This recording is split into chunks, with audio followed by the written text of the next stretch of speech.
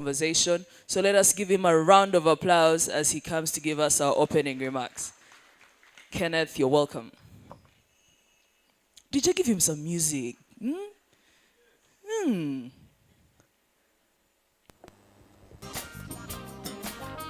Okay, that's enough. Thank you very much. I think I should have given the DJ my selection earlier. This is my bad. No worries. Good morning, ladies and gentlemen. You're very welcome to this conference that celebrates World IP Day. I would like to officially invite you or ask you to give me my attention as I share with you a few thoughts about World IP Day and generally about intellectual property in the country. And it's such a pleasure to speak to you with distinguished guests like the RG Masika Wisho and Mr. Hagava here sitting in front of us, and of course my friends here that are also going to be speaking to us this morning. So I will try and summarize my remarks in about 15 minutes, so please just give me your time. I had prepared remarks that I will read to you this morning. Ladies and gentlemen, all protocol observed. It is an honor for me to deliver this keynote or to introduce you this morning to this topic that is very close to my heart. Keynotes are more than just a weaving of words, but also a call to action, and this keynote, I hope, will be a reminder that intellectual property harnessed for the good of Uganda and her people is something that we should take seriously. On the 26th of April, that is just in a few days, but since today is also part of those days, we join the rest of the world in commemorating World IP Day. And the global theme of this year's celebration is IP and the Sustainable Development Goals, building our common future with innovation and creativity. So as we build this common future, it is important for Uganda to think about how she can harness intellectual property and technology to enhance gender equality. Technological innovations that fuse the physical, digital, and biological domains, really things that we call the fourth industrial revolution, have created opportunities that have fueled economic and social systems in a manner that was thought unattainable by previous industrial revolutions. And the use of these legally enforceable property rights likes to encourage innovations and various kinds is perhaps the oldest institutional arrangement that has facilitated technological advancement and intellectual property, as we know it. I like the definition that the gentleman at the back had given, is a summation of inventions, literary and artistic works, designs, symbols, names, and images that we use in commerce. IP is to creations of the mind as technology is to the fourth industrial revolution. So in common parlance, these IP rights, which constitute of rights such as patents, which we know, utility models, trade secrets, copyrights, trademarks, design rights, and I'm certain that for those of you that are introduced to many of these or some of these new rights this morning, we shall be able to break them down as the course of the day, as the conference goes on. Many of these have long legal, economic histories, and often with certain controversies. But despite their long history, until recently, intellectual property rights did not occupy a central debate in debates over things like economic policy, national competitiveness, or social welfare. And in the last quarter of the 20th century, a new era dubbed the pro-patent era or the pro-IP era emerged, of course with leaders like the US, China, and Singapore leading the charge globally. These have provided policymakers in both the developed and developing world with new opportunities to leverage these innovations and technology to fast-track inclusive and robust digital economies. So this keynote I'm presenting to you today is adapted from a paper which I presented to the Permanent Secretary to the President, and to the Permanent Secretary, Ministry of ICT, which introduces and makes a case for IP as the thisness. There's that word I like called haecity, which means the foundation of something. As a human being, the foundation of your being is your spirit. And so what I am saying is that intellectual property is the spirit of Uganda's digital economy. And if IP is at the forefront of policy, Uganda and her people, both male and female, since we're talking about dividing, also being able to remove the gender divide, can effectively harness financial technologies, big data, digital trade, and many of the areas in the fourth industrial revolution. And of course, this will also help us achieve our NDP3. The East African community, as we know it, is made up of 7 countries: Uganda, Kenya, Tanzania, Rwanda, Burundi, and DRC, and South Sudan. And as of 2019, we had 177 million people. I think this is before actually I added DRC. Now that number should have increased. And with 22% of us living in urban population.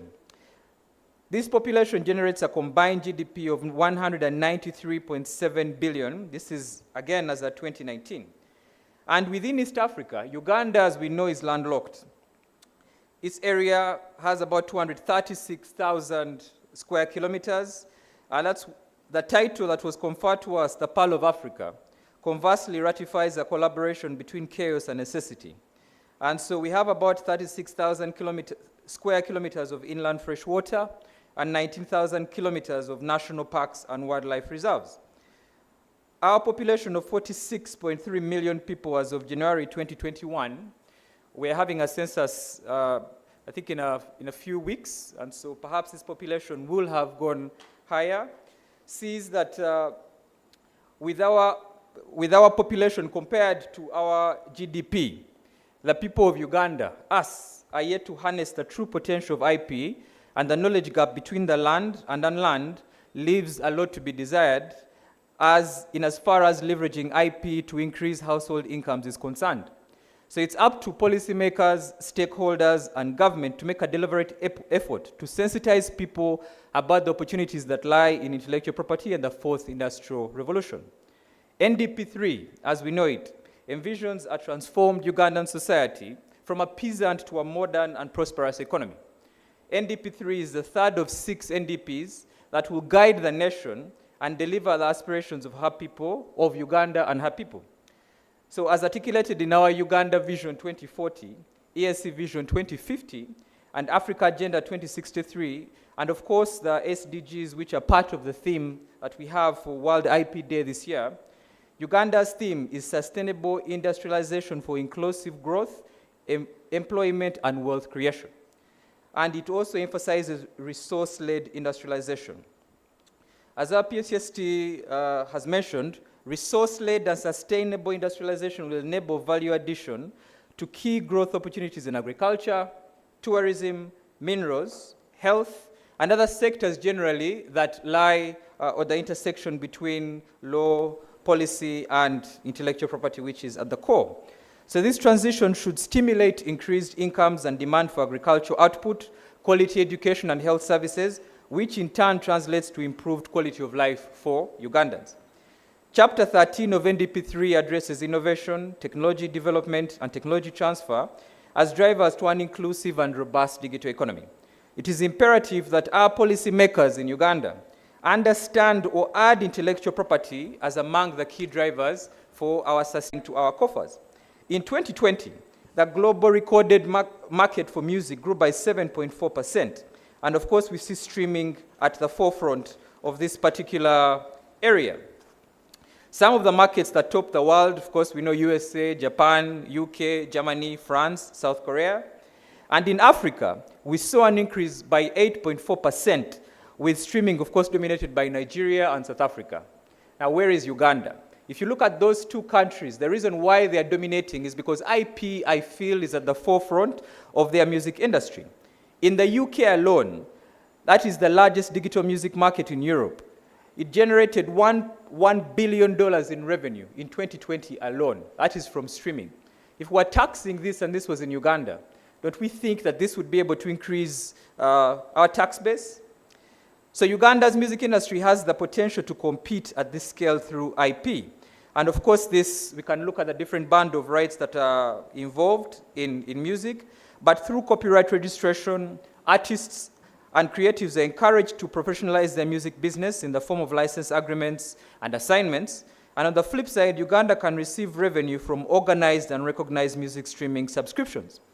All of us, or most of us, will use platforms like Apple Music, Spotify, and other platforms to stream music. Now, if our URA was intentional about being able to enter into agreements with countries where these entities are domiciled, but also where we find a way to be able to bring, to ensure that they register here through URSB and have their companies domiciled in Uganda. These are all instances where I feel IP can be used to be able to connect with our other areas to increase our revenue stream. Creatives in Uganda can now also pledge their IP to secure funding. I don't know whether you know about the Security Interest in Movable Properties Act, SIMPLE, which defines intangible assets to include copyrights and other rights that are owned by creatives.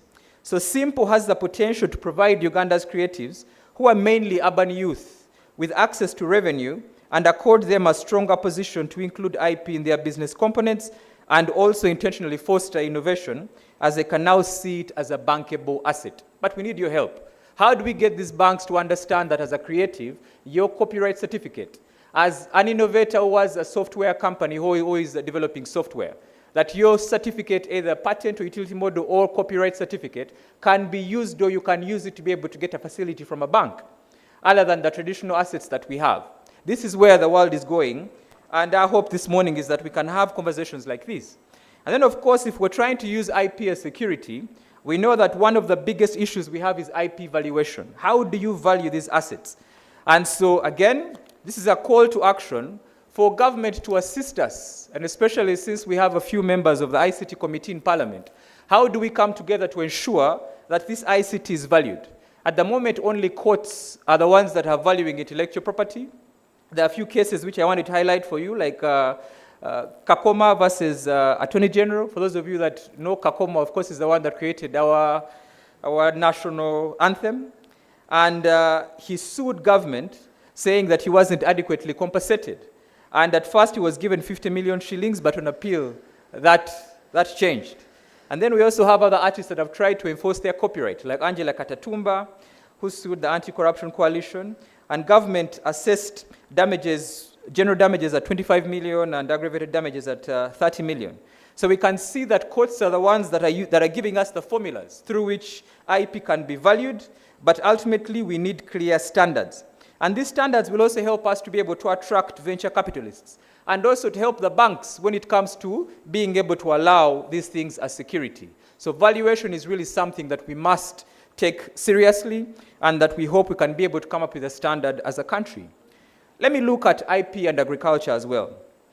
IP valuation also creates an opportunity for the increasing value of packaged or branded agricultural products. In 2020, agriculture contributed to 24% of the GDP in Uganda. That's 28, and 26.18% came from industry and 43% from the services sector.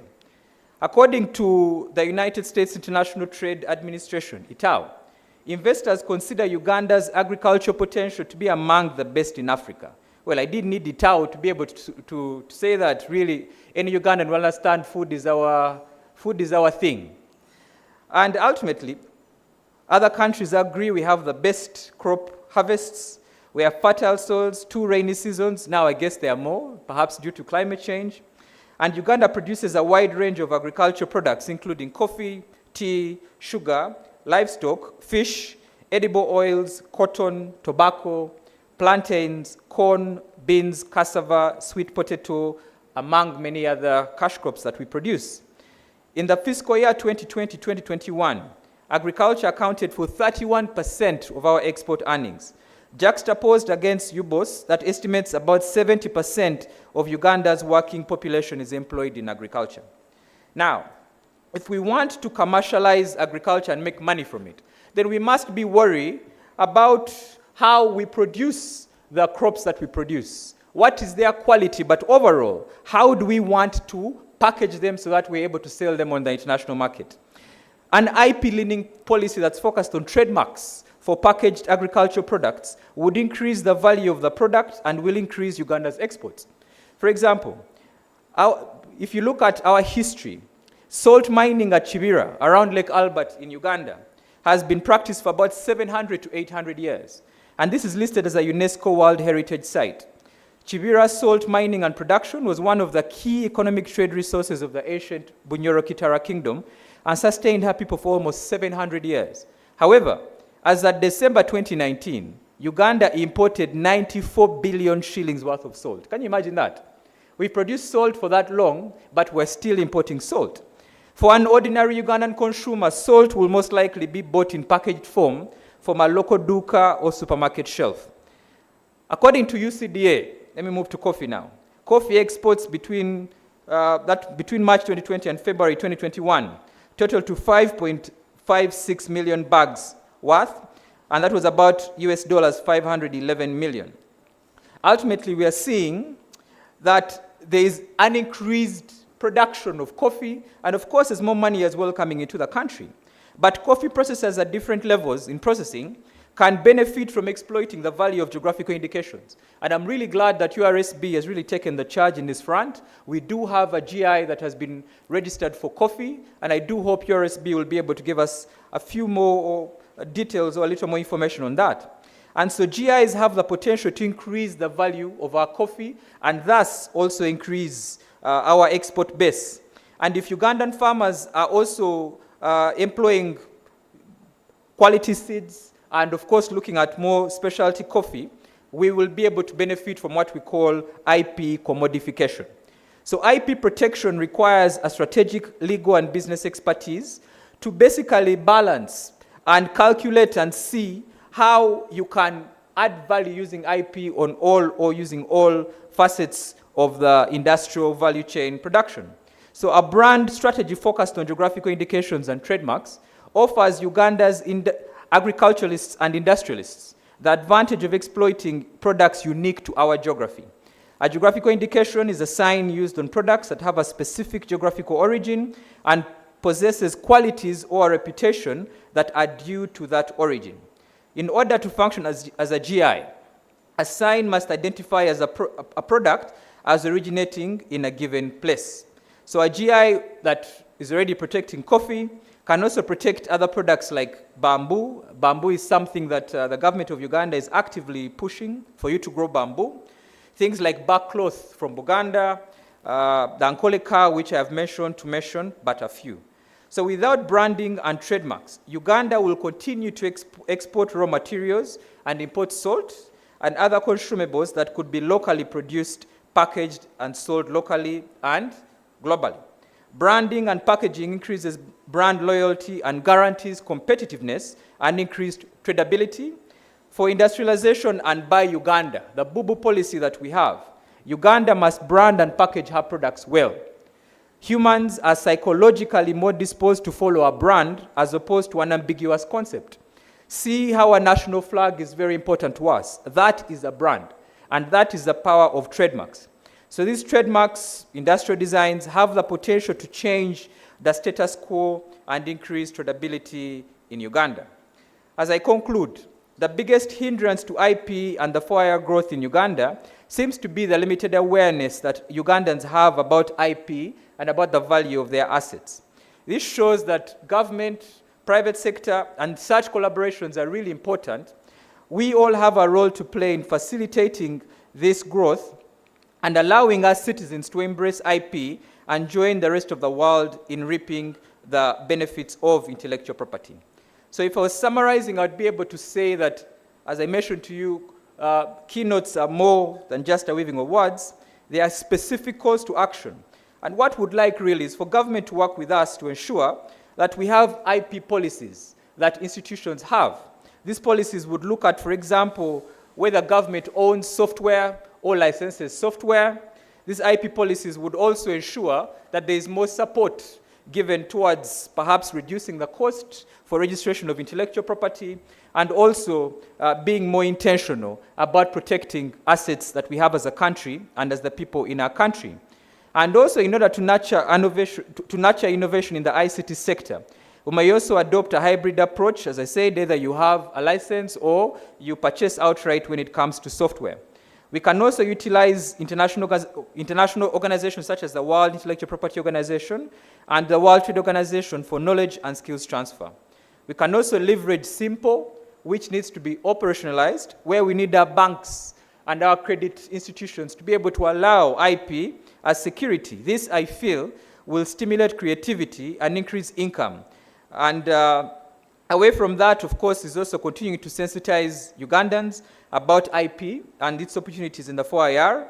And of course, adopting a brand strategy focused on GIs, geographical indications, and trademarks, which will offer Uganda's agriculturalists and industrialists the advantage of being able to sell our products across the world in a manner that is befitting of our products and where we are. So really, mine is to, again, thank you for coming this morning and to ask you, in whatever capacity you are, to think through how you as a person can be able to use intellectual property to, one, add value to yourself, to your family, and to your nation. There's a term that I've been sharing with my colleagues at office called destiny helper. Do you have a destiny helper? Someone helps you to accomplish your destiny. And so if I was using intellectual property as well, this intellectual property can be your destiny helper, and mine is to remind you of that and to wish you a good day today. Thank you very much. Thank you very much, Mr. Kenneth Muhanji. Another round of applause for him. As I said, today we are talking everything IP. Yeah? Hello, how are you? What's your name? Of course. Hello, how are you? What's your name? I'm Deborah. Deborah, what have you picked from what Kenneth has said? I think the most interesting part is when he was talking about the sector I am in, agriculture, and giving more hint on how valuable we are in the IP sector. See, we have people from agriculture who are also here to learn about IP. Who else do I want to ask? Let me see. Good morning, madam. What's your name? And what have you picked from what Mr. Kenneth has said? Good morning. My name is Nadia Isanga. I have picked that we should get a destiny helper. We should what? Get a destiny helper. We should get a destiny helper, which happens to be IP in this point of time. So, ladies and gentlemen, we have decided to kickstart with the keynote addresses so that they can set the pace for this conversation. Now, after Mr. Kenneth Muhanji's submission, ladies and gentlemen, allow me welcome another marvelous speaker and an expert in this field, the chairperson of ICTAU, Ms. Elizabeth Ntege. A round of applause. DJ, today you may not get money.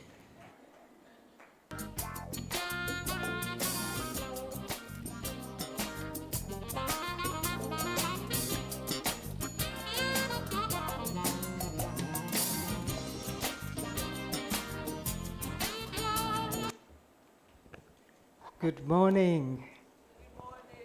Did we have breakfast? So good morning once again, ladies and gentlemen. Good morning. I want to stand on the protocols of the last speaker, so all protocol observed. As they mentioned, I have the privilege of being the chairperson and serving as the chairperson of ICTAU, which is the ICT Association of Uganda. I'll tell you a little bit about the association. I'm not going to take so much of your time. We as an association are positioned as the umbrella association for all Uganda ICT-related smaller associations within Uganda.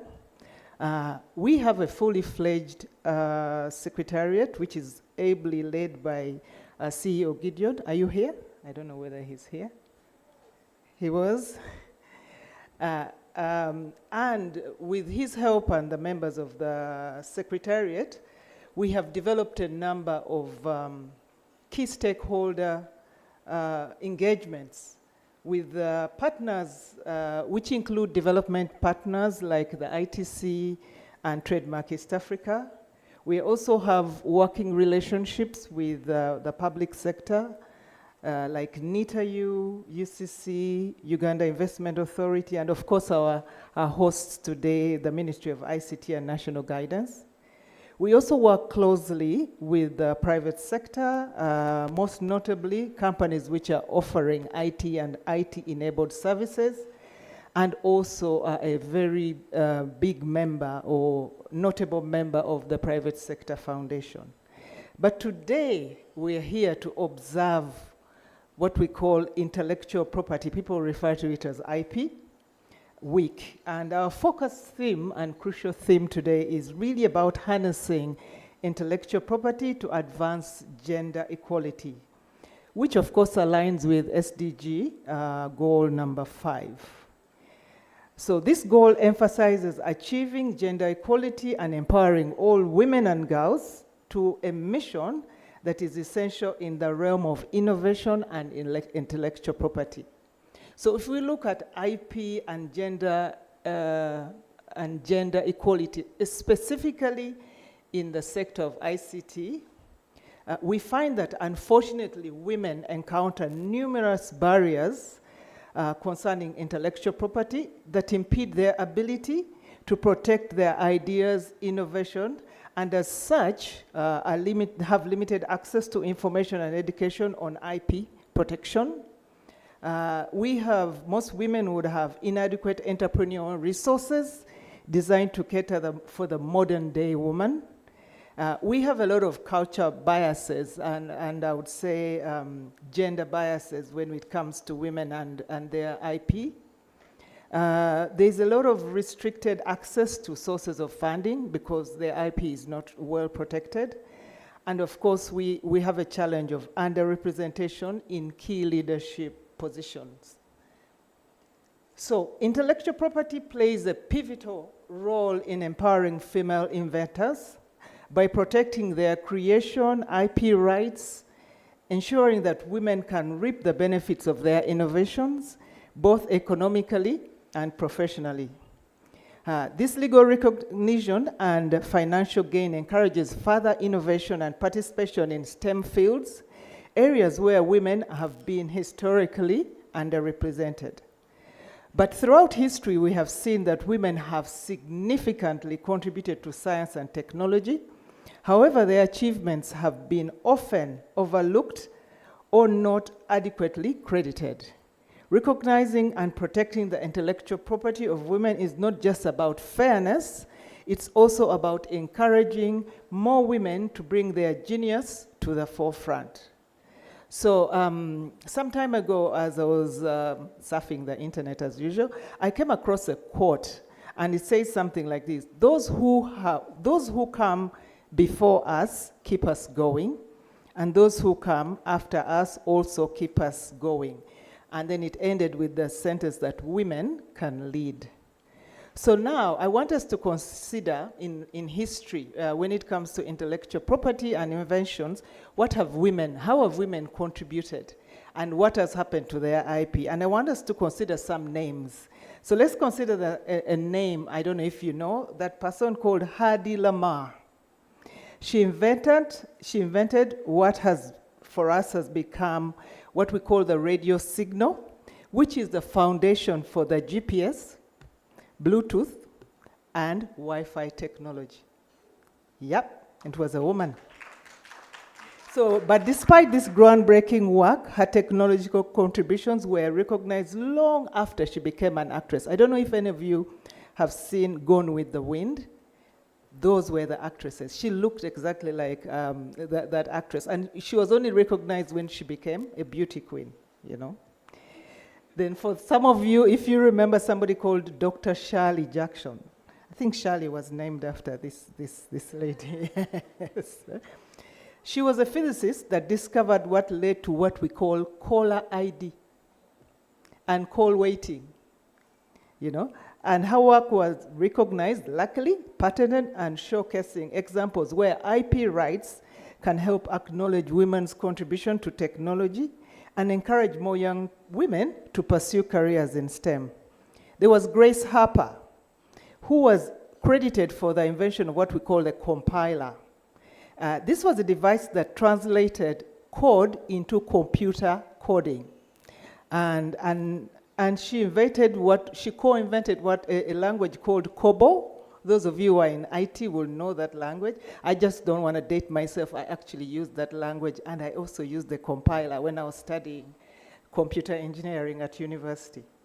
We also have Mary Sharma, who led NASA in inventing rocket fuel that propelled Jupiter rockets to space, to a place in America's first satellite explorer satellite explorer 1 into orbit. There was a Maria Van Britten who invented the modern day home security that we use today. Mary Anderson invented the windscreen wipers that we use today. Yesterday's rain, I thanked Mary Anderson for her invention when I was driving through yesterday's storage. Stephanie Kolek, she invented what we call the Kevlar. This was, she turned solid polymer into liquid.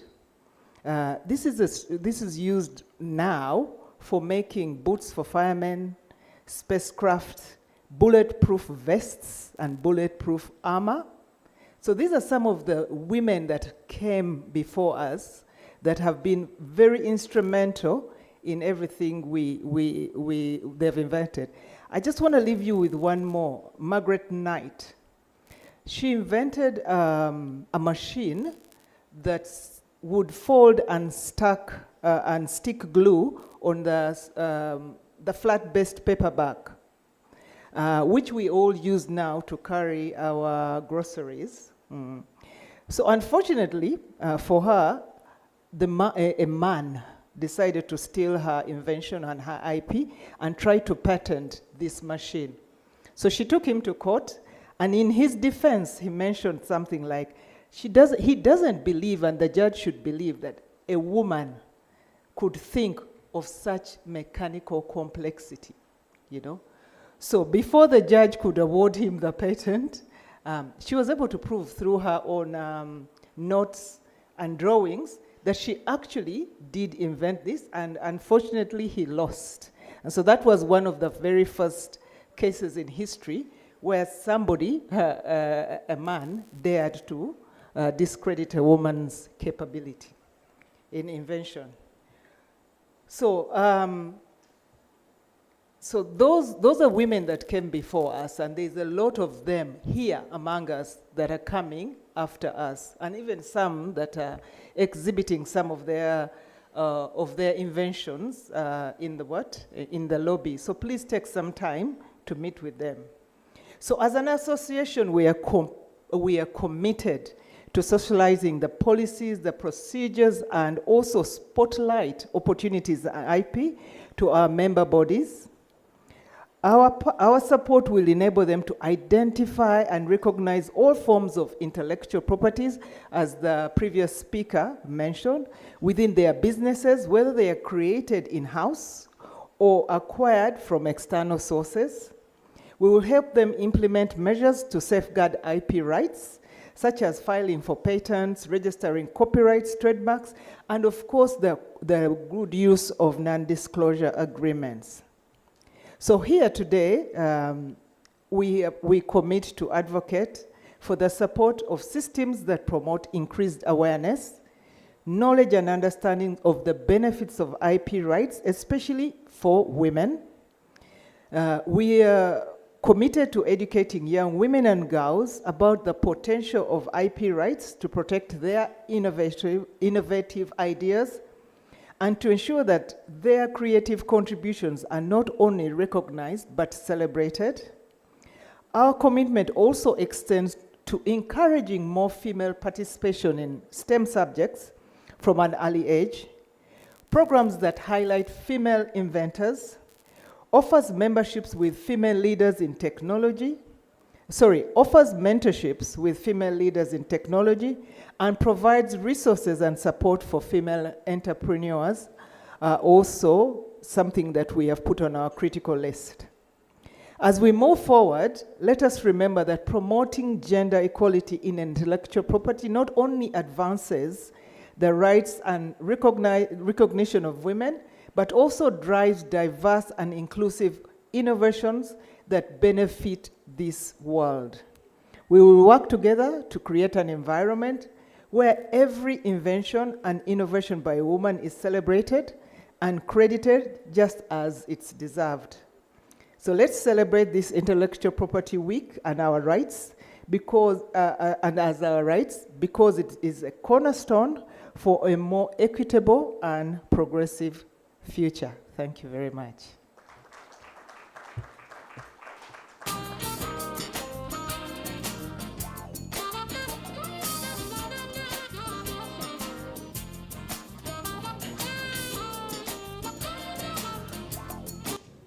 Ladies and gentlemen, another big round of applause for Miss Elizabeth Ntege. All right. As we said, today we are learning and teaching and having fun, all in the name of intellectual property. So, hello, please tell us your name and what you have picked from her presentation. My name is Grace Achure. I sit on the board for ICTAU and ATIS. I think for me what comes out is that women have been playing a very big role in creating intellectual properties, and we have not been benefiting from it, and we need to be given a special attention. Yeah. All right, that's very interesting. It's how she submitted and said the women who discovered Wi-Fi and Bluetooth were only made famous when they became supermodels. The irony. Okay, so I want a gentleman from this table. Let me see who. Tell us your name and what you have picked from Ms. Ntege's presentation. Thank you. My name is Christopher Musoke. One thing I've picked up is that despite the stereotype that's always perpetuated that women are an inferior gender, the reality has come to prove it wrong.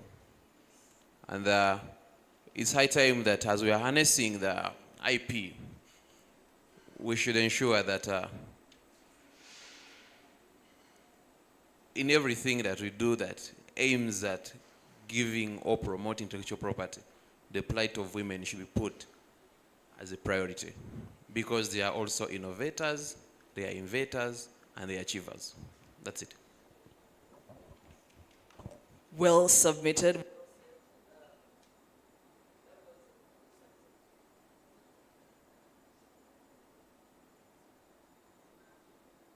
Okay, so that was well put. Now, ladies and gentlemen, now that the pace has been set, are we on the same page? From Kenneth's presentation to Elizabeth's presentation, are we on the...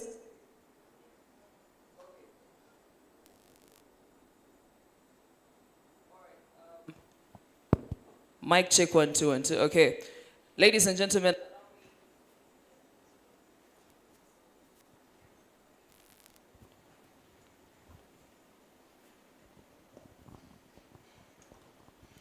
Yeah, anyway, the sound guy's money keeps going down by like a shilling. Okay, so ladies and gentlemen, join me in welcoming Mr. Patrick Mugisha. Yes, and he is the co-founder of Innovate Labs, and he's going to give us a presentation on IP. And yes? Okay. So he is going to give us a presentation on what IP is and break it down, the wins, the weaknesses, the opportunities, the threats, and what we can do. If you want to find out more, please tell a friend who's at home to tune into the Ministry of ICT YouTube channel, broadcasting live, and on other different channels. Thank you very much. Patrick, you're welcome. Thank you very much.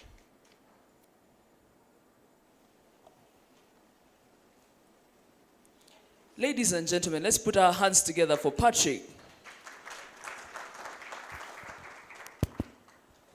All protocol observed. Good morning, ladies and gentlemen. Yeah, so my names are clear, and I just want to take this opportunity to thank the organizers and all the stakeholders for this conference. Maybe number one, just before I make any case, Madam PS, I want to thank you very much. One, for having taken on one of our former staff, Shirley Gladys, under Ministry of ICT. Honestly, let me say this. Let me thank her when I'm still alive. Because 2021, I was a gone man. I nearly succumbed to COVID. So for me to be alive today, this is Patrick version 2. I was gone. And the time when our former Ministry of Science, Technology and Innovation was abolished, we had to be taken to different MDAs. I'm still not yet redeployed, by the way. But I'm here. I'm still standing. But thank you, Madam PS.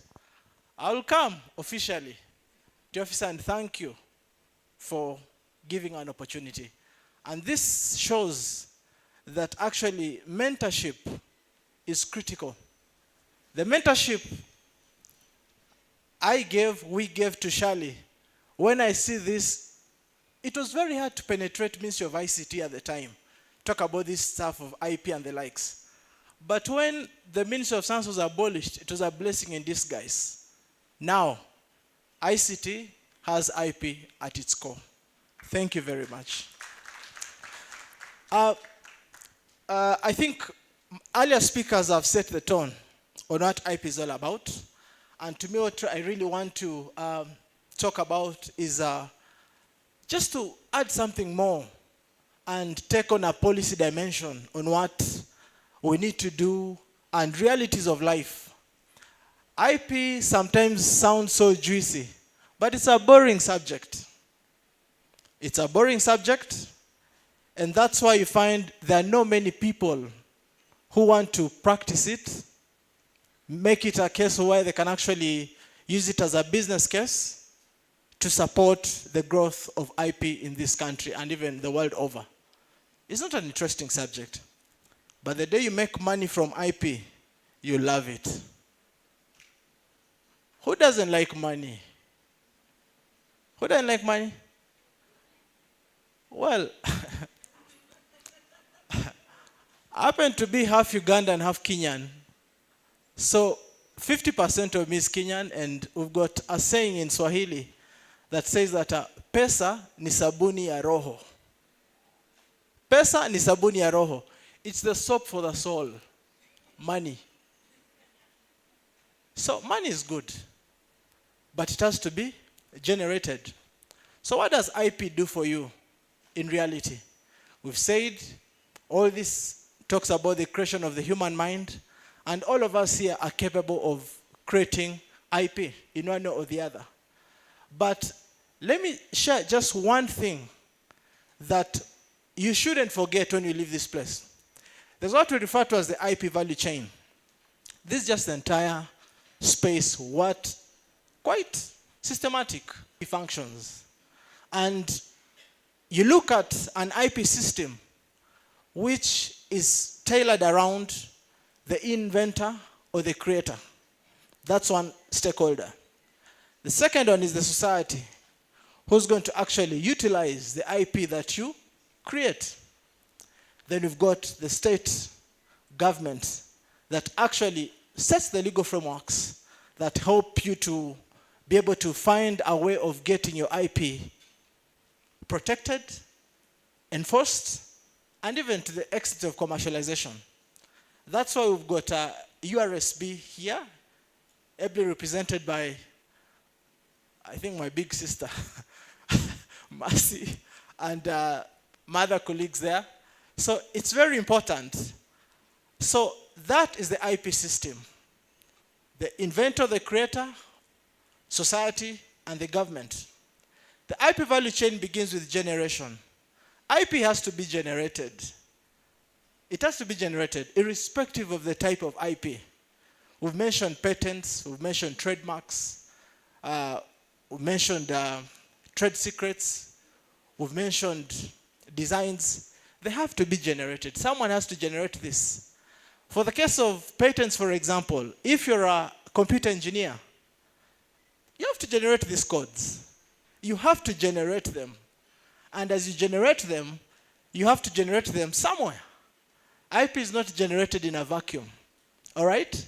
So whether in academia, in the private sector, public research organizations, IP has to be generated. So an enabling environment is required. This could go as far as having an enabling policy at the institution to make IP possible, right? So if you are not financed, Ministry of ICT, Madam PS, earlier on in the chart of account, the last edition, we never had codes that could support budgeting for IP protection, tech transfer, research and development. But now, in the current edition, those codes are provided for. So Shirley's department can ably put aside resources to support IP protection for innovators in the ICT space. It's now provided for. It's possible. We made that possible when we were policymakers then. So at least that one, you can know that you can be supported in that regard. So, at times, generation is possible through collaboration. Yeah? That's why you'd find Ministry of ICT can collaborate with Ministry of Agriculture to get digital agricultural solutions. Collaborative. Government to government. It's possible. Or ICT can develop these solutions internally because they've got expertise. Now that's a form of closed innovation. Open innovation, you realize I don't have enough support inside. Let me outsource. You work together. That's possible. So after you've generated the IP, what happens then? Protection comes second. Now, if you don't protect, you can't claim ownership. Are we together? If you don't protect, you don't claim ownership. A case in point, those who are married in the house, by a show of hands, I'm also married. I'm not single, I'm married, so that's why I'm comfortable to raise my hand. When you're given that certificate in church, each one of you claims ownership of the other. All right? That's why you can't walk out and someone says, this is my wife. How? The certificate shows that she's mine, he's mine. Ownership, protection justifies that. Now, not all IP can be protected. Things like trade secrets are not protected. You don't register them because they are secrets. Tell me your secret. You see? Everyone has secrets. But these secrets, in the business sense, they have a lot of value, right? A case in point. If today I walked into your software development company and I just checked and picked some of your works, your source code, and steal it. I'm not a thief, I'm just using it as an example, and steal it. You're still maintaining it as a secret before you dispatch it out. Secrets have value. They must have commercial value. A good example is how Coca-Cola has managed to keep its dominance as a top brand globally is because of the trade secret in their formulation. Are we together? So trade secrets have value. And trade secrets, by the way, move along that even for case of patents, before you protect them, there's information you want to keep before you submit an application at URSB, at the National IP Office. That's why issues of non-disclosure, most of these inventors, you'd find that there's just mere incremental inventions that have already been done before, small adjustment, and it may not gain so much commercial value. But at the end of the day, you need a strategy. So commercialization of IP, you may actually take it from a different approach. You can license it out. You still own part of it. You remain the inventor, but you have partial ownership. You can assign, outright sell, and you continue, and you benefit. So you'll get some money at the end of the quarter, at the year, you're able to get some money. You commercialize that.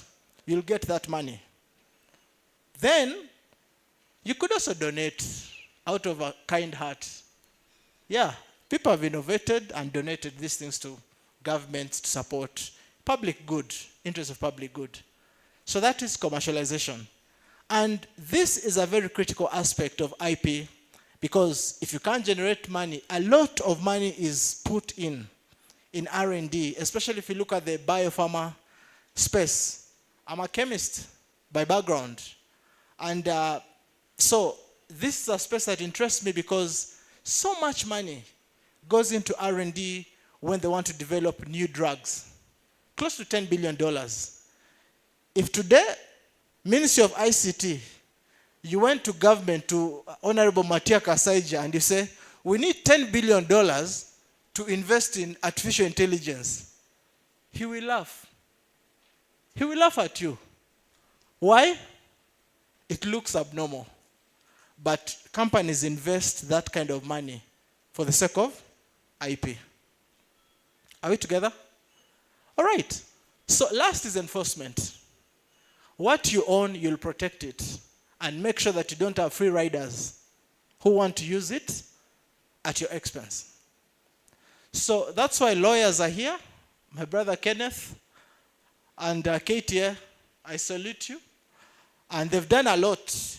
They really hope when it comes to litigation, mediation, and the likes. People are going to use your things. Piracy, your music. People are going to do some photoshops of your images and the likes against your will.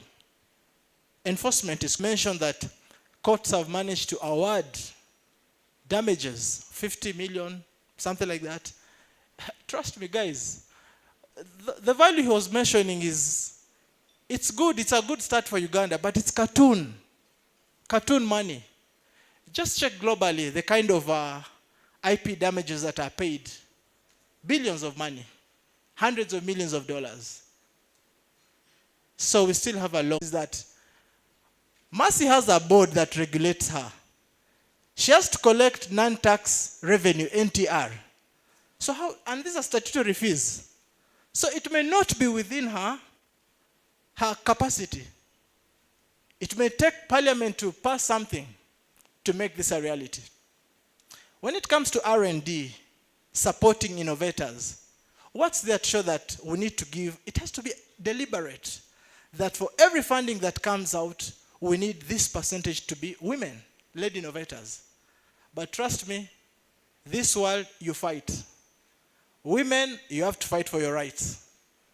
But the other thing is, parting shot, sometimes women, you cause your own problems. Because when you are in positions of influence, you want to support men as opposed to fellow women. That's it. That's it. You want to support men rather than fellow women. Uplift them. The late Dr. Martin Aliker, may he rest in peace. If you read The Observer of last weekend, her hand that she wants to make a submission, already the boss had sabotaged her. So ladies, when you're in a position of influence, mentor other ladies. Mentor other ladies. It's as simple as that. Well, I don't have daughters, I only have sons. But let me prepare my sons to be good husbands. They'll mentor maybe. Yeah, that's the thing. But women mentor fellow women. Men will fight our fights. Women carry each other. Don't just be closer to your fellow women in times of grief. Even in times of carrying up, push up the ladder, do it. Thank you very much. I'm here, I think the whole day. I'm not going to charge anyone for any consultancy, but after this day, I will charge you. Thank you, because I have to survive its business. Thank you very much. God bless. Ladies and gentlemen, another round of applause for Mr. Patrick Mugisha. He has said that after today he will be charging IP services because he has I think registered IP for his services at this point. But anyway, now that we are here, we know what IP is, we know the value it adds into our economy, we know that it is Teso Solar, as he said, and all these other things. Ladies and gentlemen, join me in welcoming the Registrar General of Uganda Registration Service Bureau, Miss Mercy Kainowisho.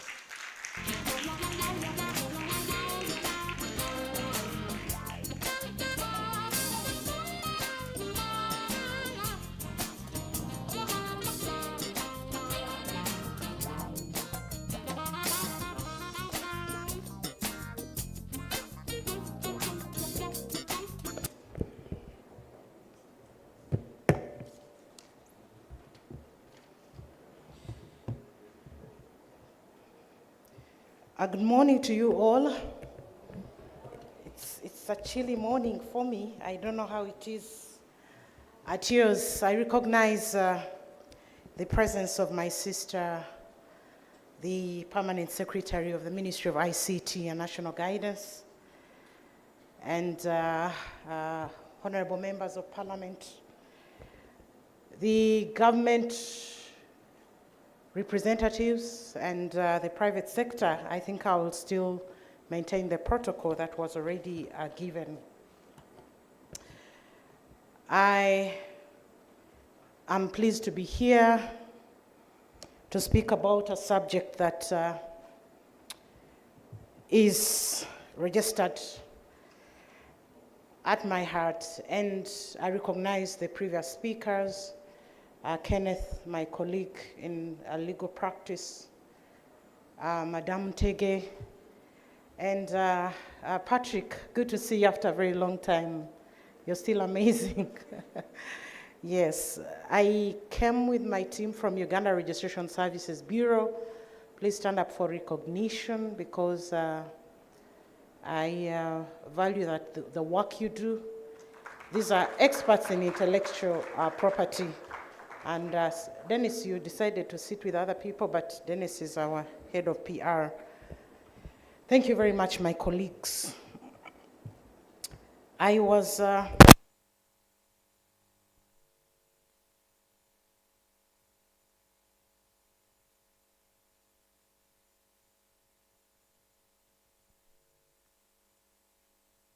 Check 1, 2.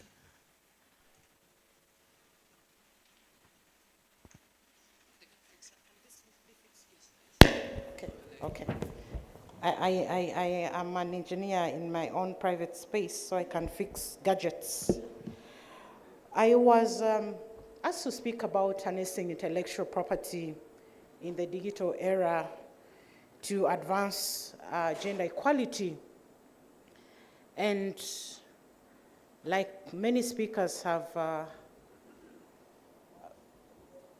expressed their opinions using different perspectives, I would like to express my opinion using the National Intellectual Property Office context, because we come from that space, and it's the reason that we are here as intellectual property registrars and practitioners within the government space. The subject of intellectual property is amazing. It has different sectors or categories. And I believe that the panelists will break it down for everyone, including my colleague, Mr. Jita Abraham, who will be representing the technical experts at Uganda Registration Services Bureau. But just to mention that intellectual property is divided into two main categories: the copyright on one arm and industrial property on the other. And many people sometimes confuse these categories.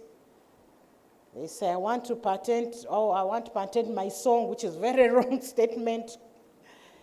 A song is not in the category of patents.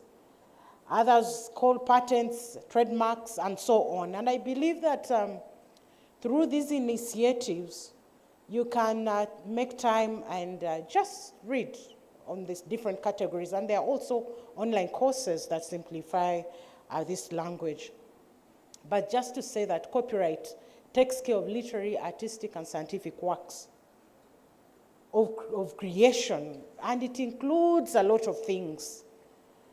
The musical works, the books, the films, the fashion, the design, computer, software, products, the source codes, and so on. It's a whole list of things that are eligible for protection. And industrial property has its own components, trademarks, service marks, utility models, technovations, patents, industrial designs, traditional knowledge, to mention but a few. And I believe my colleague will break it down for you. So as we talk about intellectual property, especially in the digital era, and in the space where we have gender disparities, what is our interest as the National Intellectual Property Office? And in this case, the National Intellectual Property Office is the Uganda Registration Services Bureau that is mandated under the respective laws to register all your intellectual property, and also come in at the stage of protection where there is infringement. So we hold registers that relate to every intellectual property that has been registered in Uganda. So if you have not made efforts to register your intellectual property, do not expect it on the registers of government unless somebody did it on your behalf or stole your idea and went and registered it. And the law is very clear that, and it favors the registrant, the person who is registered. Certificate of registration is always conclusive evidence of ownership unless otherwise. And so the National Intellectual Property Office, Uganda Registration Services Bureau, plays critical functions in the promotion, protection, commercialization, and enforcement of your intellectual property. Whether it is you are a female, whether male, whether you're young or adult, whatever language you speak, whether you're Kenyan and Ugandan, like Mujisha mentioned, it doesn't matter. The law does not discriminate. And the pillars that we use as the National Intellectual Property Office are the law. We have the most recent laws, and right now we are concluding the formulation of a traditional knowledge and folklore law that is going to be the first of its kind in Uganda, but also amending the copyright and neighboring rights law to incorporate our regional and recent international obligations. Uganda is always on form in terms of the law. So we have no excuse. If you have a checklist, there's no excuse in terms of that there's no law in Uganda to protect your intellectual property. The law is there, and the latest framework. Then we have the policy framework. The policy framework is in place, and specifically the National Intellectual Property Policy of 2019. And actually the value chain that Mr. Mugisha was mentioning is well laid out in the National Intellectual Property Policy. And it provides for the whole value chain and all ministries, departments, and agencies of government and the private sector that is required to integrate intellectual property aspects in all sectors of the economy. Intellectual property touches every field of our society, every sector. And we want to thank the Ministry of ICT for coming up with the Intellectual Property Conference. For us as the regulators and as the registrars of intellectual property, we are pleased to receive every helping hand in the promotion and protection of intellectual property. It's not a one-man or one entity function, never. Because the National Intellectual Property Policy spells it out so right. Our role as the National Intellectual Property Office is advisory, giving you legal advice, technical advice, doing the searches and all the processes that relate to registration. But also to protect your data, hold it in confidence, and make sure it is well stored physically and digitally. And as well as make sure that your rights are enforced when they are infringed. But the issues of commercialization, promotion, creation of awareness, funding, all these are done by anyone. You can even get out of this room with an idea of opening a consultancy to promote intellectual property. Nobody will stop you, as long as you're not registering or formulating another register of intellectual property, because that is the role of government through Uganda Registration Services Bureau. So we appreciate the private sector. KTA Advocates has maintained the support. All these are partnerships that the Ministry of ICT and National Guidance has come up with are appreciated, and that is why we are here to support, because it is our business. Intellectual property is everybody's business. So the National IP policy is very clear on integrating intellectual property in all sectors of our economy. And how do we integrate it without creating awareness, without partnerships, without coordination, without seeking support and help from other players, internally, regionally, and internationally? We have the institutional infrastructure. That is the third checkbox. We said we have the law, we are at par, we have the policy, we have the institutional framework. Within the government framework, we have the ministries, departments, and agencies that support intellectual property protection and enforcement. That is why the ministry is here, hosting young people in this room to tell you about the role of intellectual property. So there's no excuse. Uganda has all the institutions. Go to the different ministries of government. Go to the different departments. Go to the different agencies. Intellectual property is integrated therein. And for us as the coordinators of the intellectual property policy, our role is to make sure that each and every sector, each and every ministry and department or an agency of government has a desk in terms of promotion of intellectual property. And when we achieve that, we shall have scored high. Because many of the entities are signing agreements or MOUs that are giving away the intellectual property rights to the private players. Yet the intellectual property rests in the hands of government, depending on the engagement of the service providers, especially system development and many other creations, including coming up with songs, adverts for the state products, and so on. So we have the institutions in place. Then we have the ICT infrastructure. The ICT infrastructure has been laid out, and I want to thank the Ministry of ICT and National Guidance. You have invested a lot in ICT, Honorable PS. Let's clap for her. And she has taken it personal. She's really passionate about promoting ICT digital tools within our spaces, to the extent that the tool that we're using to register all your businesses online, within seconds, within minutes, in the comfort of where you're seated, you can register, you can make your applications to register a company, a business name, a document. All this has been enabled by the Ministry of ICT. They developed this system and funded it and supported it fully.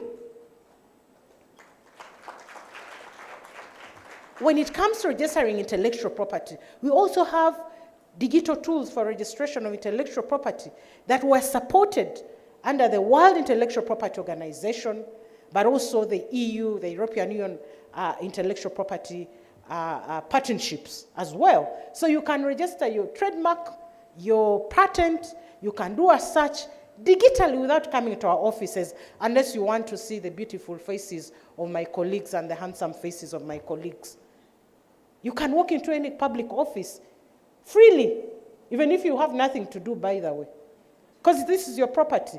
But this government has put in an infrastructure, not for you to save transport and time and the cost of doing business, by putting digital tools, deploying digital tools for your convenience, especially the people that do not stay within the spaces where we have our coverage.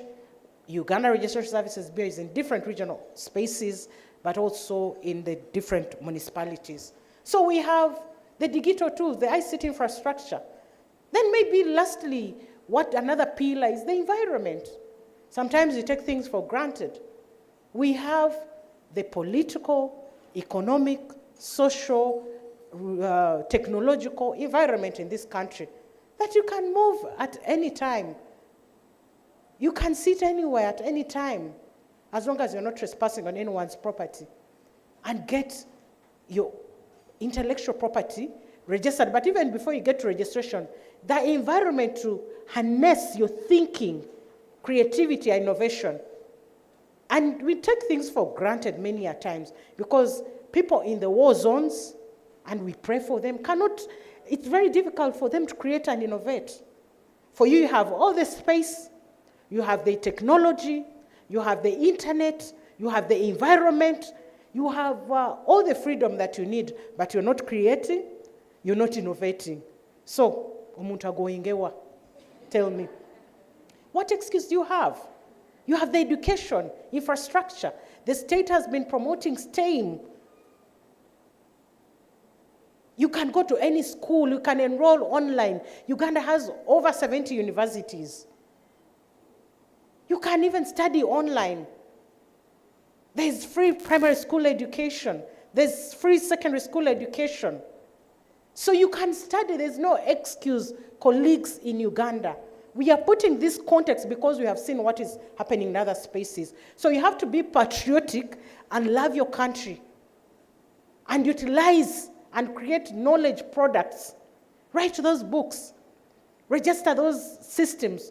Go to these innovation hubs that have been put by the Ministry of ICT and National Guidance, but also the private sector has put out innovation hubs. And Uganda Registration Services Bureau has also put out technology, innovation, and support centers in 34 universities and research and development institutions where you can just go and research and come up with a product that can move this nation, because the products that you're using, the technological tools you're using, ChatGPT, the Internet of Things, the fourth industrial revolution, the robotics, and all these interventions have been developed by human beings that have the same thinking, or even worse environments. They go through winter seasons and summer seasons. For us, we have favorable environments, but they are not favoring our thinking and creativity. And when you come on our registers, colleagues, numbers don't lie. Numbers don't lie. You look at our register, local register, yes, URSB recognizes the fact that there's an increase in local innovations. When you look at the trademark register, it's growing. Look at the utility models register, it's growing. The copyright register is growing. But it's not growing at a pace that we would want. It's still dominated by foreign applications. But also, in which sectors are we investing in? We have health sector, we have the education sector, we have the entertainment sector, we have all these sectors. And we have young people that have come up with innovations. I know some of them will be in the panels, the nurseries, the WHOs. You look at them and they came up with very good solutions in maternal and child health care. So you can also come up with something. Innovation or intellectual property starts with the creation of a mind. That is the intangible property that you have. Some of you are waiting to buy physical property until you buy a car or a building, you feel you don't have property. Yet the intangible property is with you. You're seated with it, you sleep with it, you move with it. The creative mind. It's just the mindset. Be patriotic. Where is your strength and what can you come up with? So as the National Intellectual Property Office, for us, as we still see the disparities in the gender, which is across board, tell me any space, any sector that is well balanced in terms of gender. Any hand? Any sector in the world that is well balanced in terms of gender? There's nothing.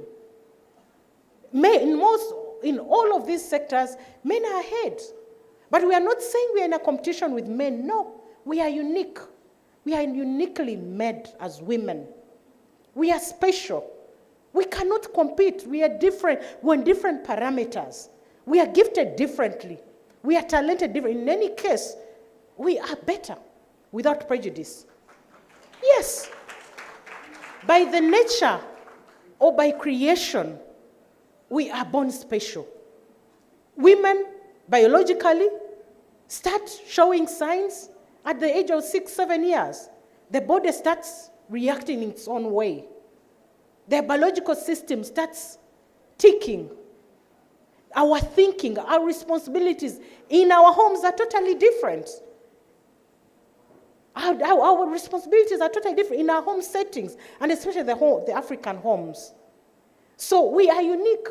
So we are gifted, we are trained, we have the training right from our homes. So what happens when we go to these schools, when we go to the innovation hubs, when we come to the workspaces? What goes wrong? So we already have a competitive advantage. So we need to complement one another and support our systems.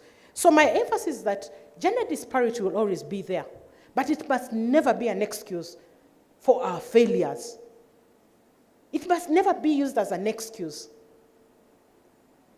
I don't think I've ever been isolated on gender terms. If it has been done, it has been done indirectly. Or just casually somebody saying, oh, a leader is a woman. You know there are men who cannot believe in being led by women because naturally, culturally, they feel that women are supposed to be in the kitchen.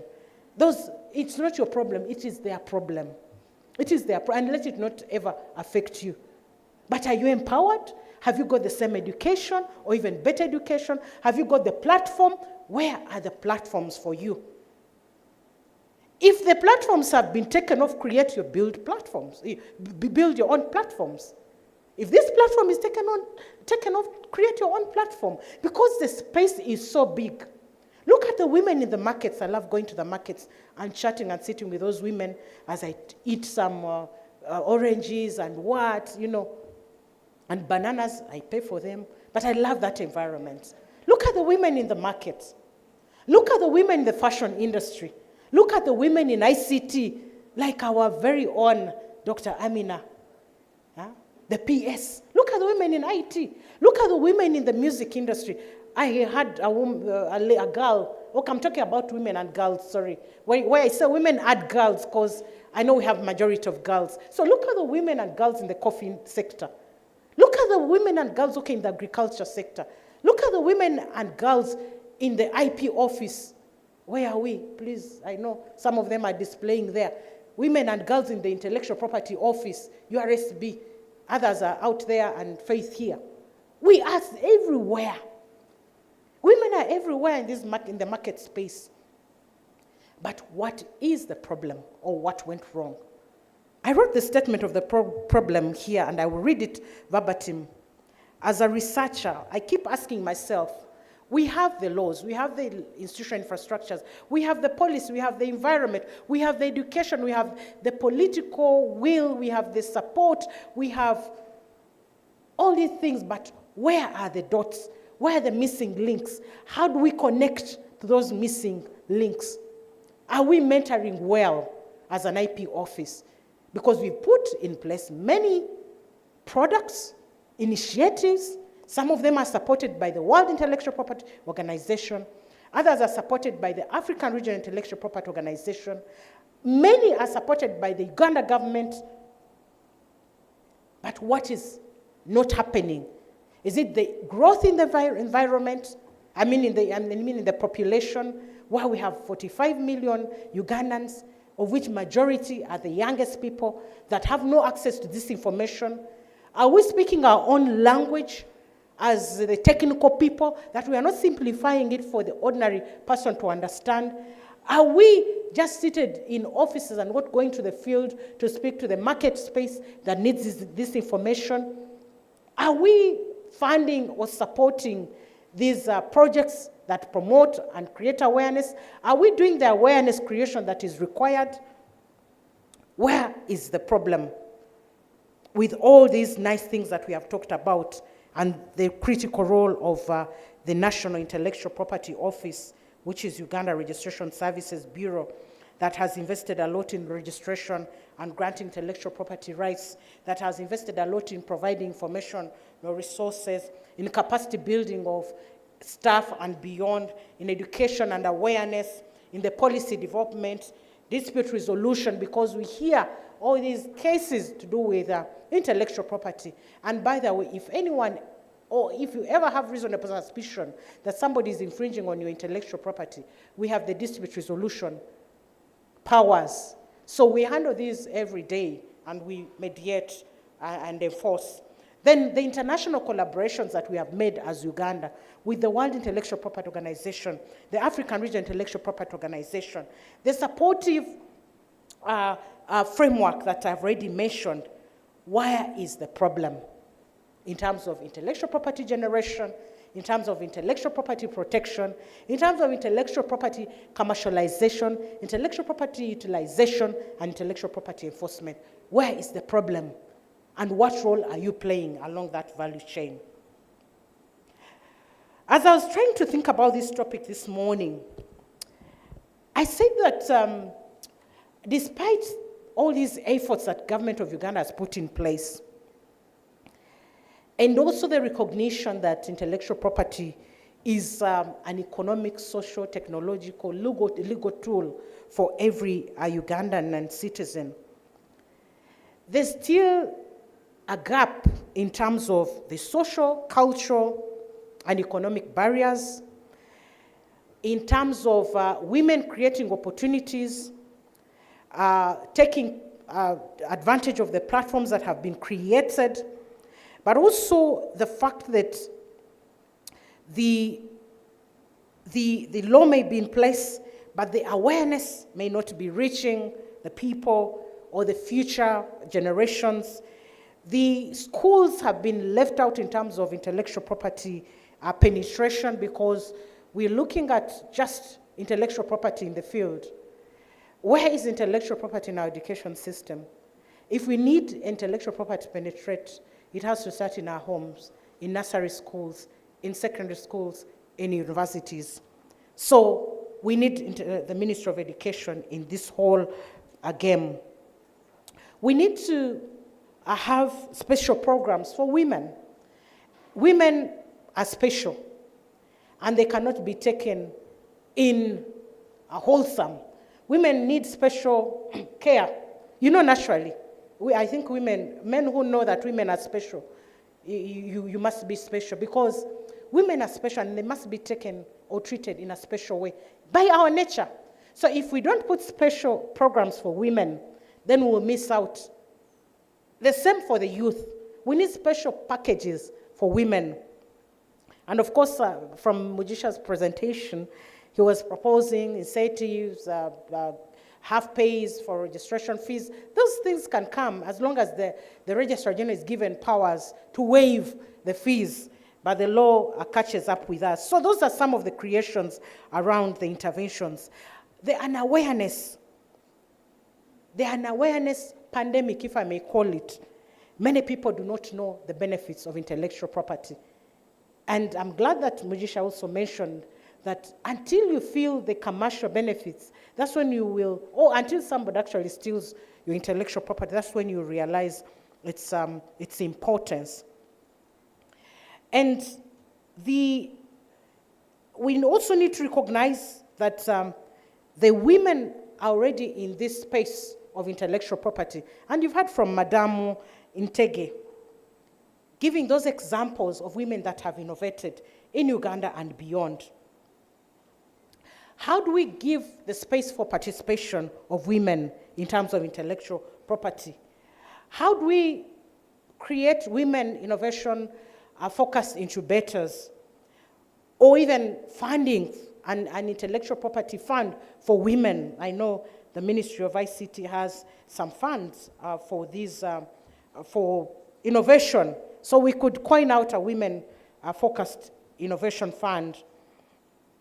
How do we build flexible working conditions in our workspaces, especially the fact that women are special, they have to give in leave, appreciated, encouraged to start families, but as also they innovate and balance their family care?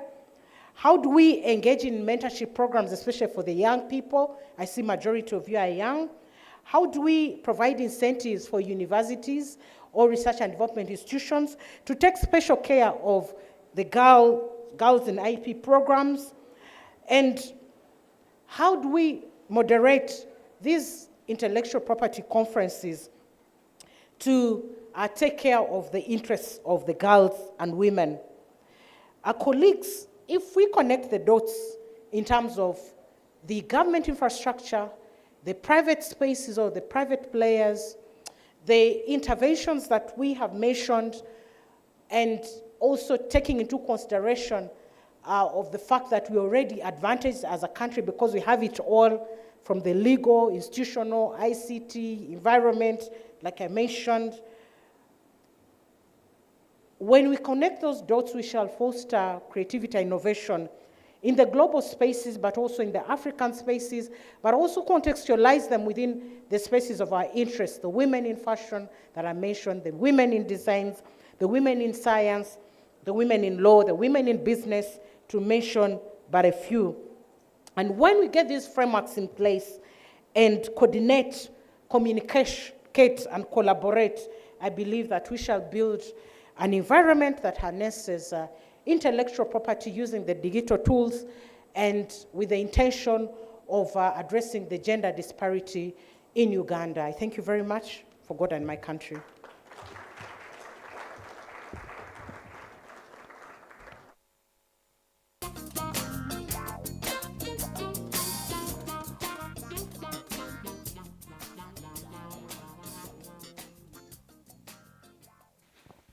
Ladies and gentlemen, the one and only Registrar General Mercy Kainowisho has shared her 100 cents and more with us.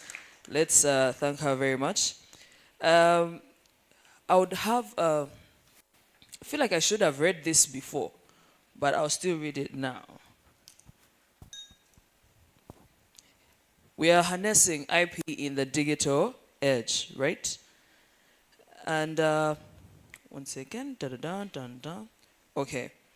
We're going to do a panel to just add more practicality to the references that Registrar General Kainowisho just made, and the previous speaker, and the previous speaker, and the previous speaker.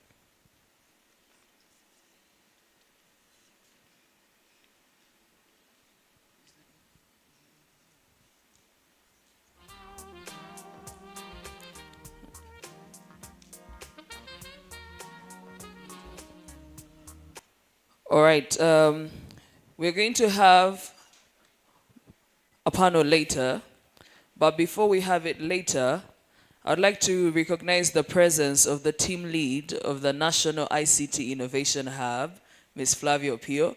Wave to the people. So when they were saying the Innovation Fund, don't say I didn't hook you up. Anyway, I'm joking, but she's the head of the National ICT Innovation Hub. We have a hub in Nakawa that supports innovators and creates space for innovation and so much more and so much forth. So feel free to check it out, come pay us a visit, and we may be, what? Oh, you can also check out the website, www.NIIH Innovation Hub. Check it out. Allow me welcome, we were supposed to have a word from the head of the ICT Parliamentary Committee. But ladies and gentlemen, join me in welcoming Honorable Engineer Cuthbert Abigawa Mirembe, MP Chivale County, the one and only, to give us his remarks. Thank you very much.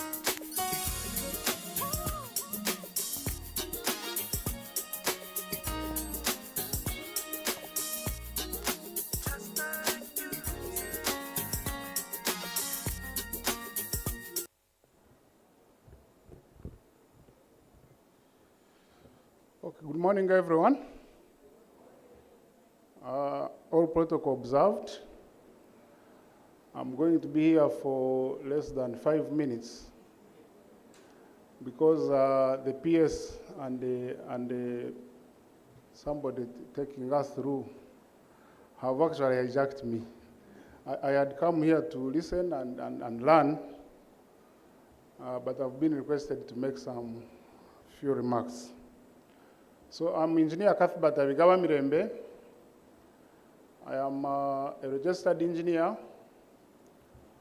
of electrical engineering, but with a strong bias in telecommunications. I've had an opportunity to teach at a university, and when I scan through, I can see some of the faces familiar to me, those who have gone through my hands. So I'm a member of parliament representing Chivale County in Kamwenge district, and I'm privileged to serve on the ICT committee. I'm in my second term, and the entire last term of parliament, 10th parliament, I was a member of the ICT committee. When I got back for my second term, the last 2 years I've been serving as deputy chairperson of education and sports committee, but I am back home to ICT. So Madam PS, I want to appreciate your invitation, not only to me as an individual, but also to the committee of ICT. Apologies from the chairperson and the deputy chairperson. They were meant to be with us, but I think they have gotten held up some committee activities.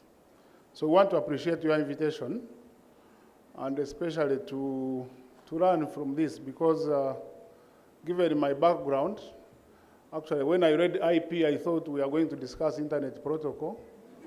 There I would actively participate. But reaching here, I found it was intellectual properties. I literally got confused. Yes, I have now gotten something, at least from the various speakers. I want to appreciate all those that have given keynote addresses. I've been taking notes, and really I've learned something. I want just to add on what others have said. One is that as a member of the committee, but also as an engineer with a bias in telecommunications, I want to appreciate the government of Uganda, and in particular the Ministry of ICT, for the great investment in ICT infrastructure.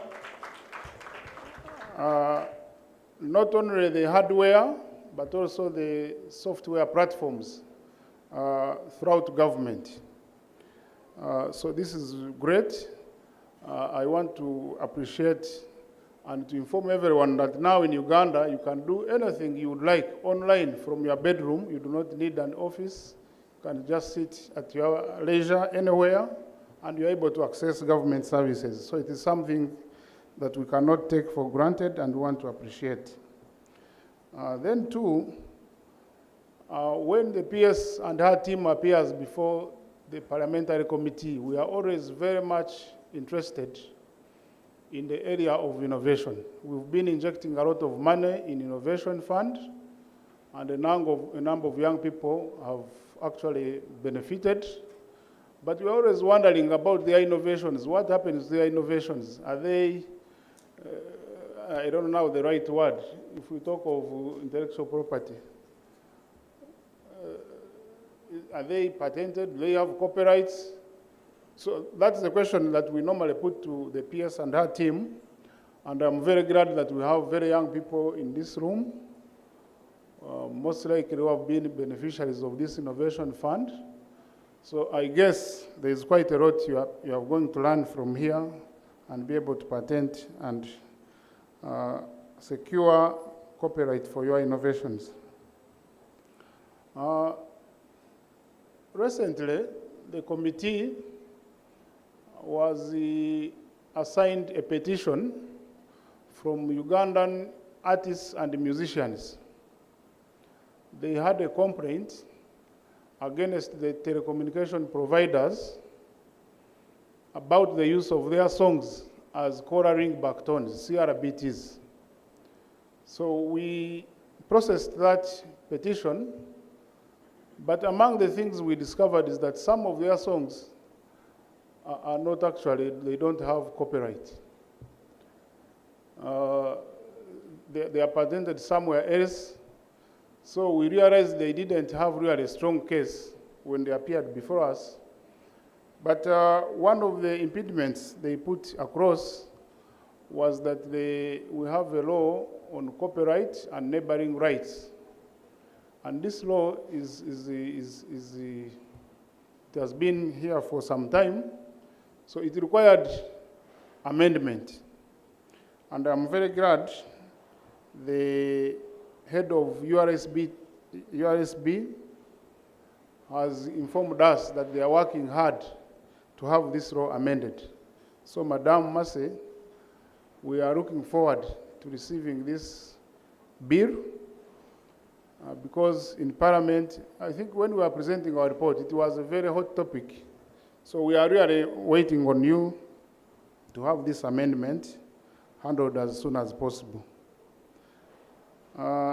Then, few questions which have remained in my mind. One is that especially for these young innovators, yes, we're encouraging them to have their innovations registered, but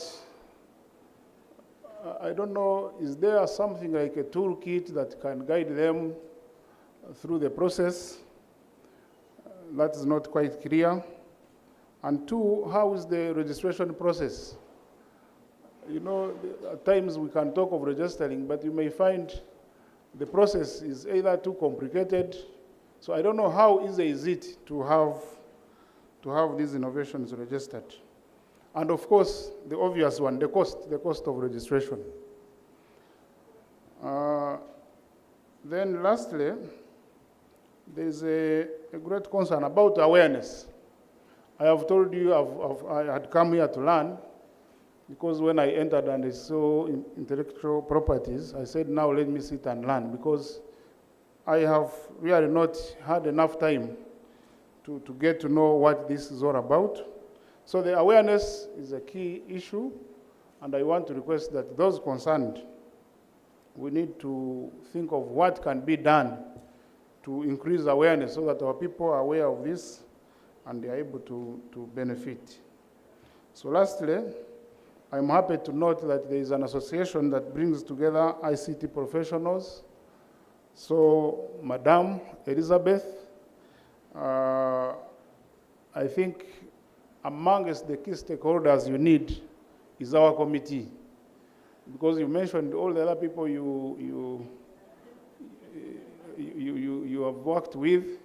I didn't hear you mention Parliament. So we have a parliamentary committee on ICT. So if you are a national ICT association, I want to believe that we are serious stakeholders that you need to interact with as you push your agenda.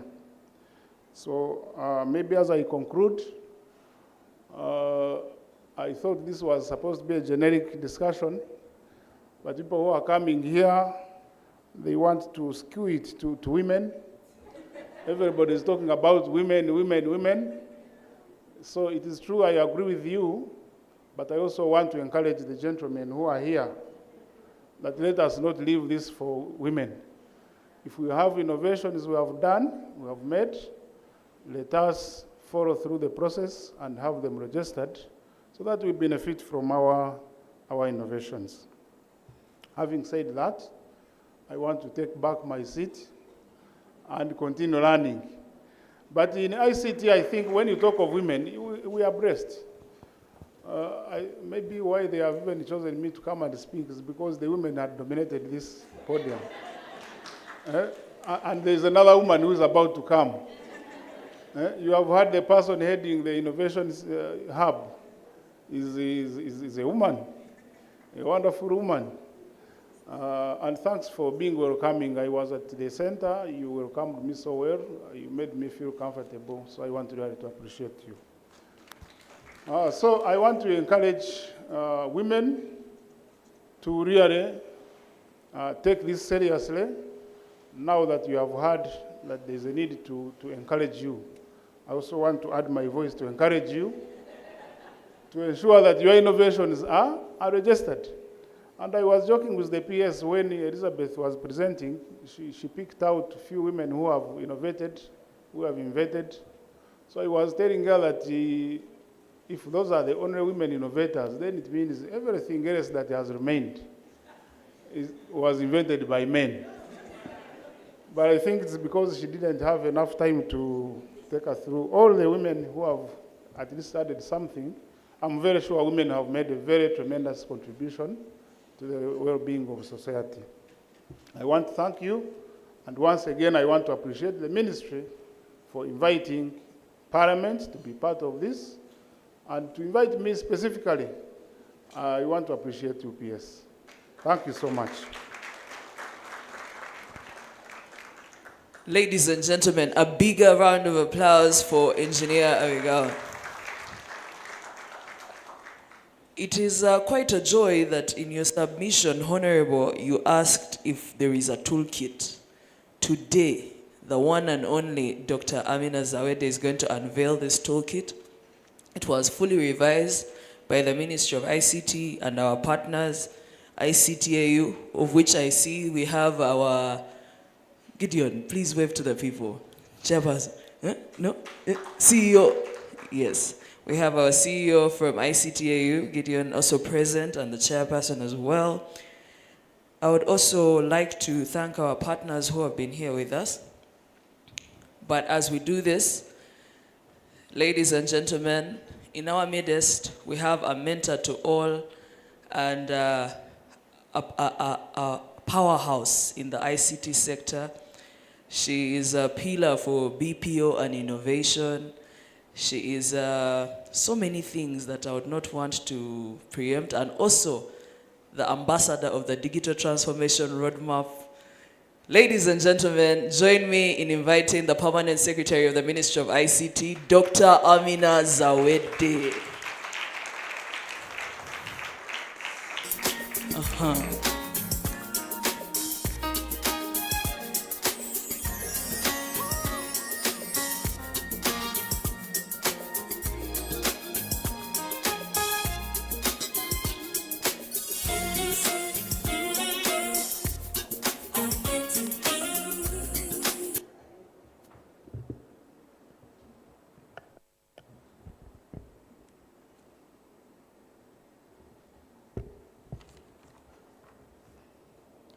Thank you very much, Brandy, and our previous speakers. Being that I am government, I will start with the norms of recognizing protocol. So the young people, please bear with us. That is how we do it in government. I recognize the presence of Honorable Member of Parliament, Honorable Cuthbert Abigaba. I know others might join us along the way because the ICT Parliamentary Committee was invited in full swing. My sister, the Registrar General, URSB, and we forgot to mention the Vice Chairperson of the World Intellectual Property Organization Advisory Committee on Enforcement. So when we see her here, she already has a role and responsibility in ensuring that intellectual property is enforced in terms of creating awareness and in terms of ensuring that we do protect our innovations. I also recognize the chairperson of the ICTAU Association, my sister Elizabeth Ntege. I also recognize our partners who have helped us have this conference here today. And in particular, our partner KTA Advocates, please stand up for recognition. Do we have Council Mohanji around? Yes, and your team, thank you very much for the support in this avenue. We are expected to have delegates from the US Embassy. Do we have any around? Yes, you're very welcome.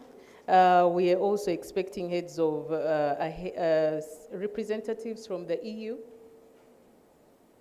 But in absentia, we do recognize your support and partnerships. And to all of you, the young people, our invited guests, the innovators, the press, ladies and gentlemen, the right policies in place. Do we have the right guidelines? We were talking about a toolkit. We are going to, whether there is a toolkit or guidelines to inform people on how they should conduct the property, intellectual property journey.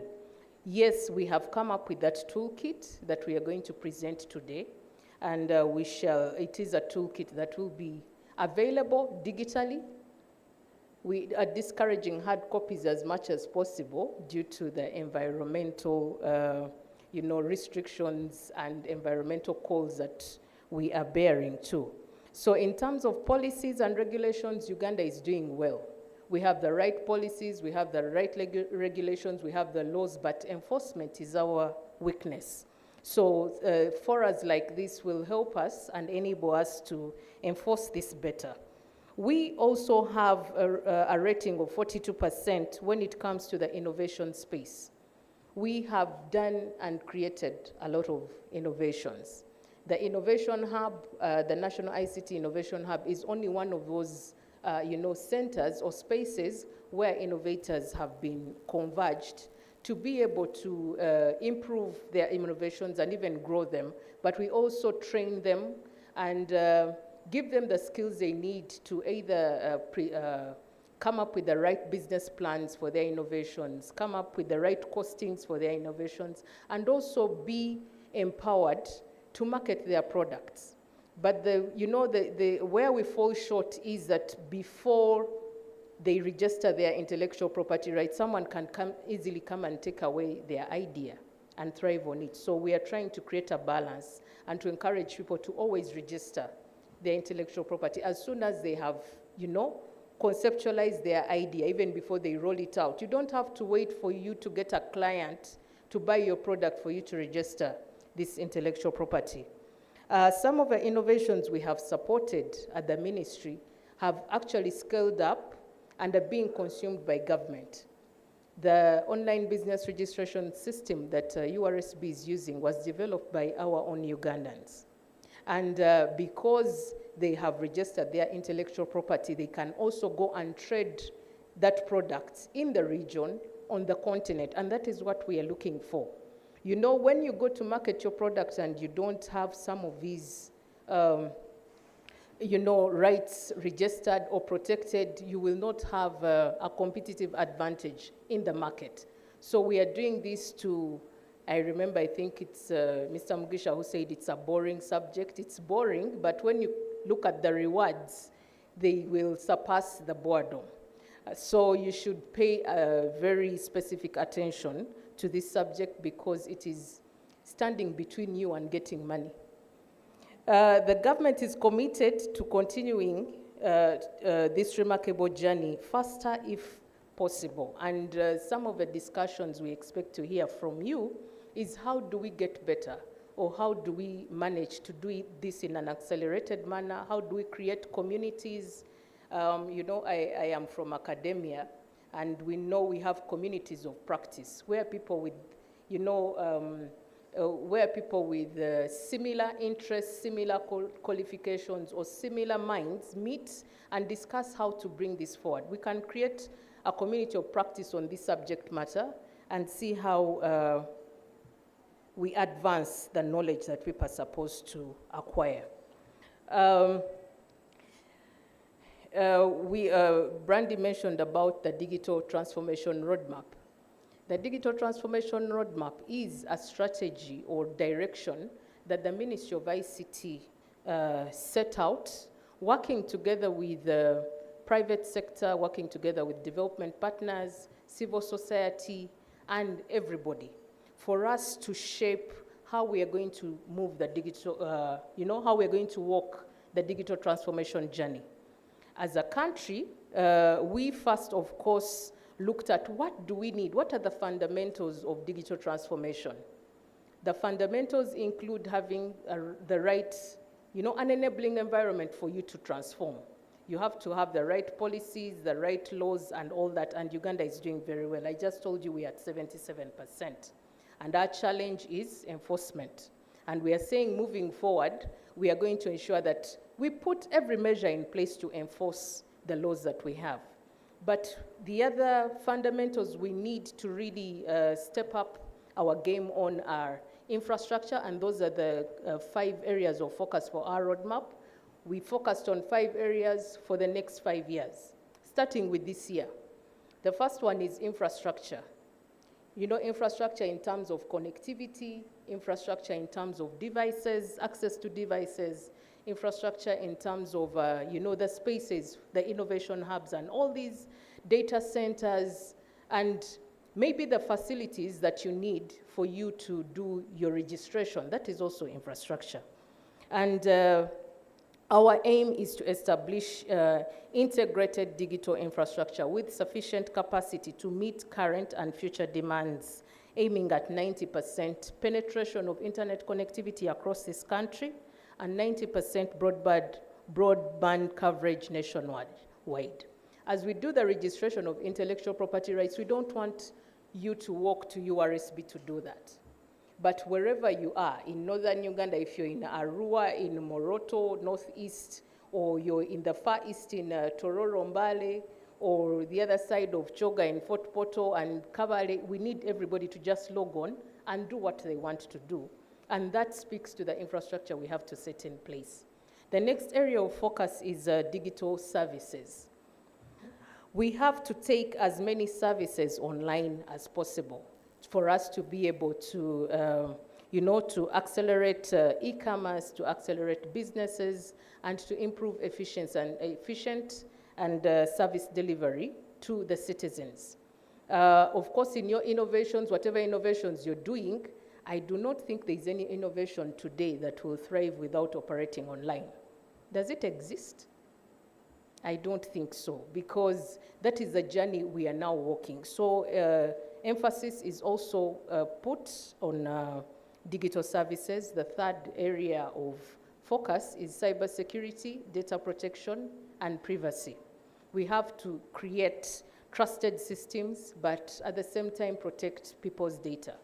As you do register your intellectual property, for the innovations that you're developing, have you put in place measures of ensuring that the data that you collect using these, you know, these innovations that you have done, people's data, if it is an innovation for healthcare, you're going to do register people, their, you know, all the information and data that concerns them. Is it protected? Can they trust these systems? So maybe when the panel comes to discuss, we need to look at issues to do with intellectual property registration and cybersecurity. How do they complement each other, as well as, you know, data protection and privacy? Then digital skilling is the other area of focus. We have to ensure that we skill people to be able to use the innovations that we are developing, and also to be able to use the data that is being collected from these innovations to inform the decisions that we make going forward. So there's a lot of skilling required. The farmers or people in the market that Mercy, you know, goes and chats with, are they knowledgeable enough to go online and do their registration of this intellectual property? It is our responsibility to do that for them. Of course, embedded in digital skilling, cyber security, data protection, we have to create awareness and education of the various subject matters, including intellectual property. The last area of focus is innovation and entrepreneurship. And that is the space in which most of you here are seated. How are we supporting the innovation and entrepreneurship sector to grow? We hope to increase the number by 2030 of the ICT innovation products developed and commercialized in this country to over. I have, you know, in our development plan, we have a very conservative number, about 283, but by now I believe we are in tens of thousands of innovations. So we have to ensure that we increase these numbers, increase the number of digital centers of excellence in the country's productive centers, and strengthen partnerships for knowledge sharing. We are here to learn from each other, but which other platforms, aside from this conference, how are we going to continue sharing this knowledge? That is what forums like this are made for. And I call for us to be able to do this. We call upon strong partnerships to be able to support our journey towards a digital future. Of course, we cannot leave the legislative arm of government outside. Parliament is very key to understanding and appreciating the importance of things like intellectual property as a subject matter. Because as they do, as they do deliberate on the various bills that are supposed to go through, they should be mindful that intellectual property, exists, and none of the bills that are being fronted or forwarded are going to compromise, the issue of intellectual property. When we are looking for resources, they will appreciate where we are coming from and be able to prioritize this as well. As at the Ministry of ICT, we have partnered with the private sector, local development partners, international entities, and other governments for their collaboration and support in propelling the innovation ecosystem. Today, I think a lot of support has come from the Embassy of the US in supporting us in setting up whatever works that we are doing towards intellectual property. We congratulate our country towards having got off the gray list of countries that, where they discourage investors to go or tourists to go and anything like that. So this, I think, clap for ourselves. It's a big thing. For those of you who don't know that it's a big thing, please go and read about the disadvantages of being on that list. Then you'll appreciate why we are clapping for getting off that list. There are a number of innovators that we have been attracting to come. They are convinced, but then when they discover that, when they were discovering that we are on the gray list, then they grow cold feet and they say, we've been advised not to invest here. But now that the field is open, are we also ready in terms of having our innovations and works protected or registered that will be guided by the toolkit that we are going to launch today? We also have initiatives like we have worked on with the JICA, the Japanese International Cooperation Agency. We have a project called UJ Connect. U is for Uganda and J is for Japan. We are looking at connecting Uganda and Japan by looking at business matching. We are matching companies that are looking for employees. As you young people call it fun fact, but the fact is that Japan is one of those countries with the oldest population in the world. And then Uganda is one of those countries with the youngest population in the world. So Japan is looking for people to work for them, and Uganda is looking for where to work. So we are trying to connect the two to leverage on the advantages that are there. So your innovations are going to be very resourceful. The skills that you're building for yourselves are also going to be very important in such avenues. In line with infrastructure, we have the Uganda Digital Acceleration Program funded, or project funded by the World Bank, that is aimed at expanding infrastructure, ensuring that we have connectivity in schools, in hospitals, in administrative centers, and then also in hubs. We are also going to connect post offices across the country, because our aim is to turn these post offices into one-stop service centers. The post offices are no longer delivering mail. Do you receive letters anymore? I don't know whether the young people have ever heard of letters, but the older people like us used to really use the services of the post office. But today we want to turn the post offices, because they are strategically located in different towns across the country. We want to turn them into one-stop service centers where a person in, for example, Moroto district walks to this center, can apply for their national ID and get it delivered there, can apply for their passport and get it delivered there, as opposed to coming to the city to do that.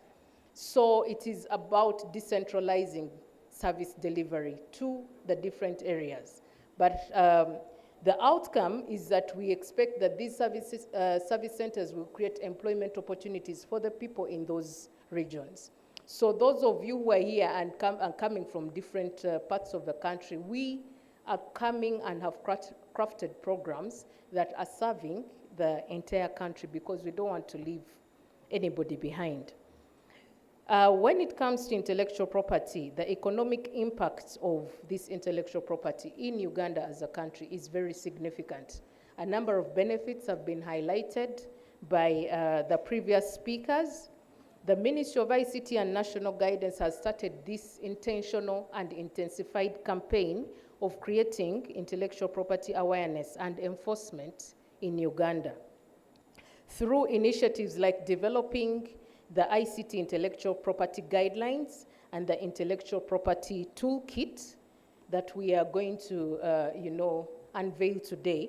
The ministry ensures that innovators are provided with the right tools and knowledge to protect their creations and benefits from their innovations. So when we put out the calls for you to come and benefit from the programs that we are putting out for you, please respond. And the challenge we are facing is that we put out these calls and the girl child does not respond. We get very few ladies responding. And then when they do, they fall off the program before it completes. So I think as we discuss, you ladies should tell us what is the problem. Why aren't you responding? Or even when you respond, why aren't you completing? What are the challenges? Because if we appreciate the root cause of the problem, then we are going to be able to come up with solutions or tailor these programs in such a way that you benefit and complete. Because it is really painful for us to have spaces that, okay, but I'm going to say it here, it's painful to have spaces that are male-dominated because I know that, there is a way women think and women appreciate perspectives as opposed to men. That is true, without a doubt. But yes, we need more seats of women in these spaces, but you're not going to get seats for free, or you're not going to get seats out of empathy. We want you to get seats out of being able or capable of taking these seats, and that will make us prouder, that will make us more comfortable and powerful in the seats that we take. So ladies, please take this call upon your involvement and active involvement seriously. Uganda continues to embrace innovation and creativity. The importance of intellectual property rights can therefore not be overstated. Honorable Abigaba talked about the artists, the call to artists for them to, for them to appreciate the beauty and importance of registering their intellectual, property. Many of us cry over, I call it cry over spilt milk, because there was an opportunity for you to do this and you missed out on it. So with the toolkit that we are going to provide, both, I think there could be a few hard copies. Shirley, I don't know whether you have hard copies, but we need to have reference to where the soft copy is. It will be somewhere on the website of the ministry, on the website of the Innovation Hub, and on the websites of the Innovation Hubs that we are supporting. We have supported the setup of Kabale University ICT Innovation Hub, Soroti University ICT Hub. Next week, we are going to launch the ICT Innovation Hub in Muni University, because government understanding the importance of innovations, we are ensuring that we support innovation hubs in different regions. And the reason why we are hosting them in universities is because we want them to be sustainable. We want them to be, we want the community to benefit from these innovation hubs, not that they are only for university students, but the community is supposed to utilize them. Ladies and gentlemen, as I conclude, through the Ministry of ICT is playing a key role in promoting the use of e-governance and e-government through delivering systems that are developed by our own local innovators. I only mentioned one of them, the online business registration system, but we have several. Ministry of Education has the Education Management Information System, also developed by Ugandans. Please clap for them. We have a system, the Parish Development Management Information System was also developed by Ugandans. It has been used to register all the beneficiaries of PDM. When you hear that someone has benefited from PDM, that person is registered in that system. And we can track how much money they got, what they have used it for, until they will return that money. So we are putting systems in place to support government monitoring and government enforcement of the programs that we have.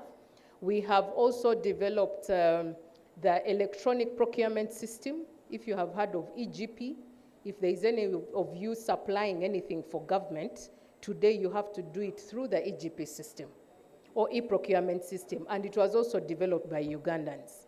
There are so many systems that have been developed. In government, we also are digitizing our records management, and we have the electronic document record management system, also developed by Ugandans.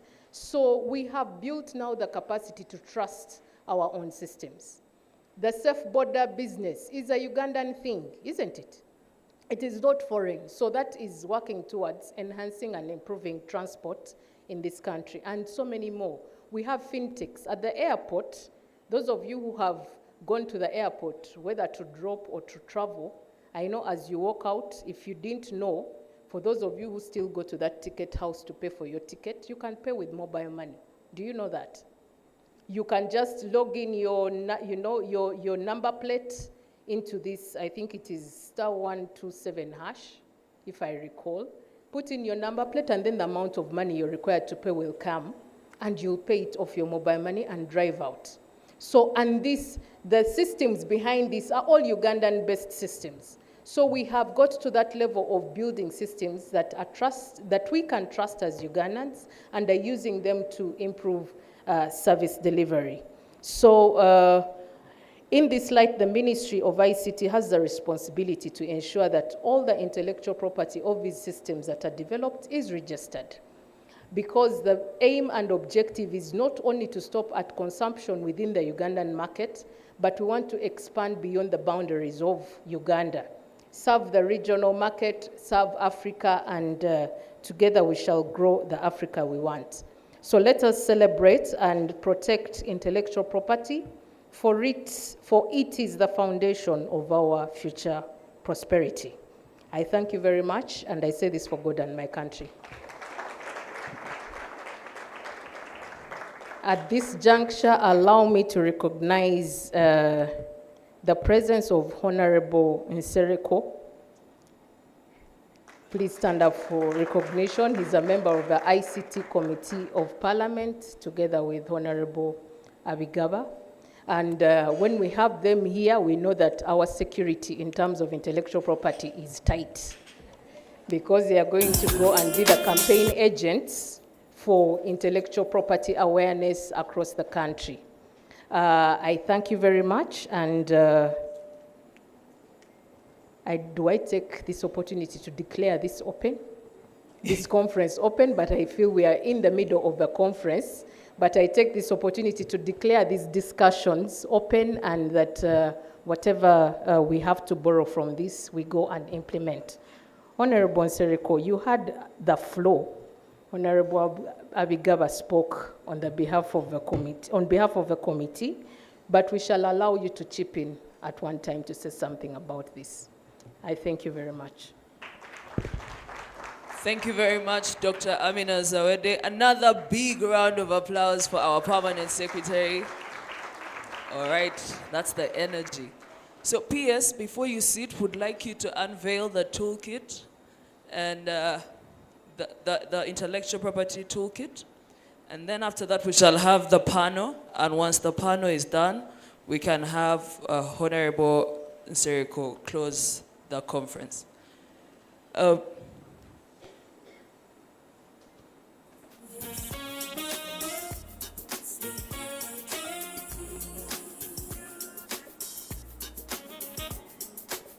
I'll call upon the ushers to move the unveiling board to the center. I would like to also invite, may I please have the ushers move the board?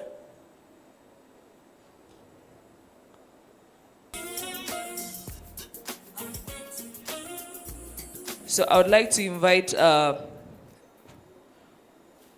Registrar General, Ms. Masi Keinowishu.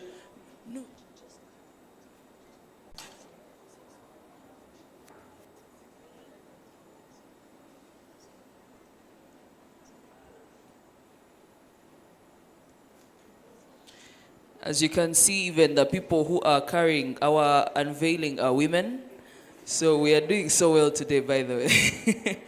All right, so I'd like to invite PS, Dr. Amina Zawede, invite the Registrar General, Ms. Masika Inowisho, invite the Chairperson, ICTAU, then invite Engineer Abigava, and invite Honorable Mohammed Seriko, and invite Kenneth Mohanji.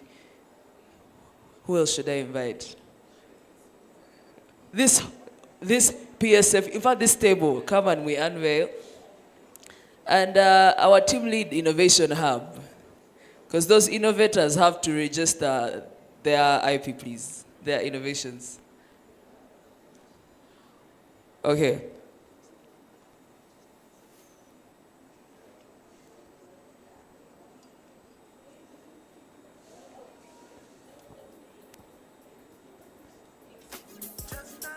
You can mix he, she for he for she.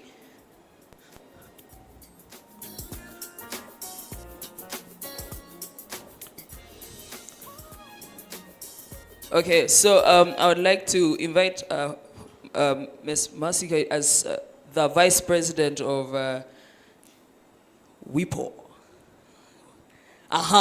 So 3, 2, 1, in partnership, you unveil. Okay, 3, 2, 1, 0. Okay.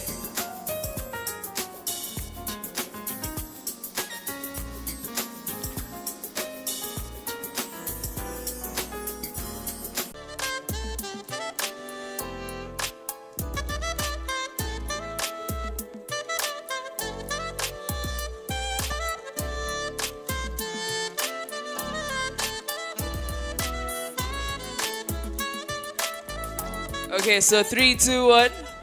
3, 2, 1, say IP. Awesome. Okay, thank you very much. Thank you very much. A round of applause for everyone here. It's a magical moment. Okay, so without further ado, we're going to get into the panel. Where's my phone?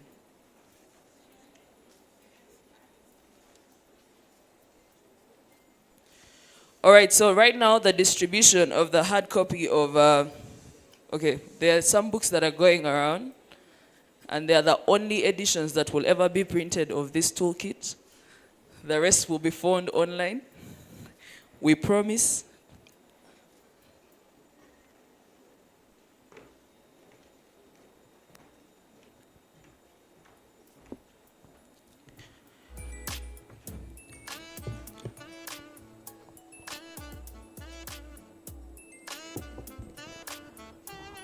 Okay, so we have some snacks, but I want us to move in a very organized behavior. We shall move table by table.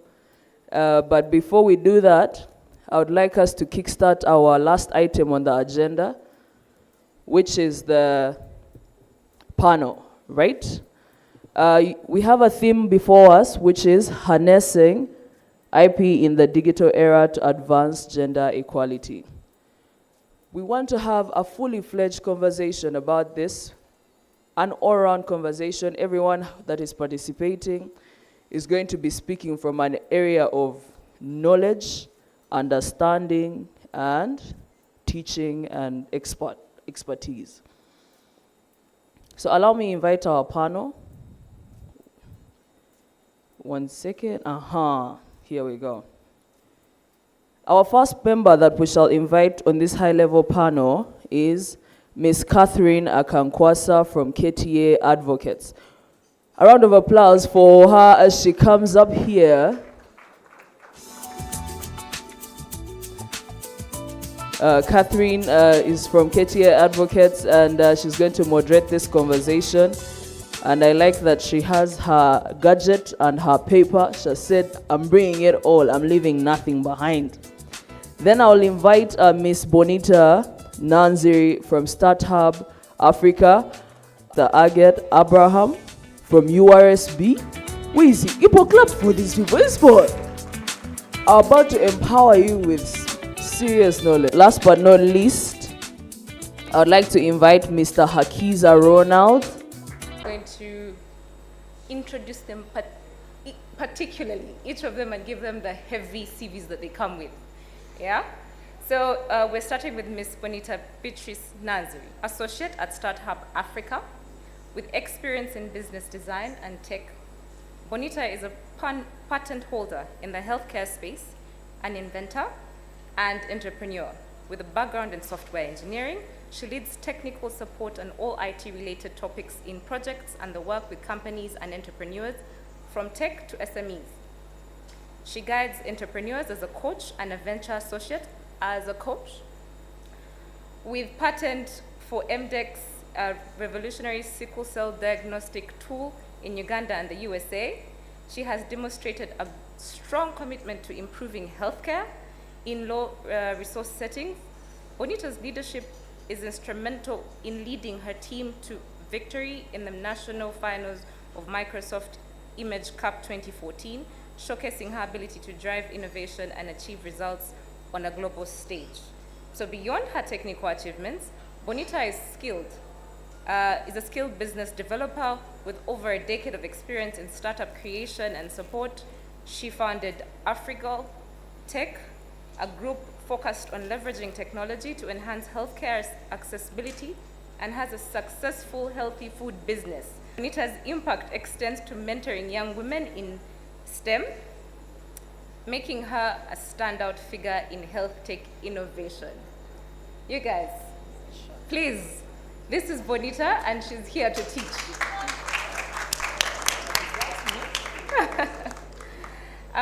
Then we have Miss Shirley, the most famous Shirley in the room.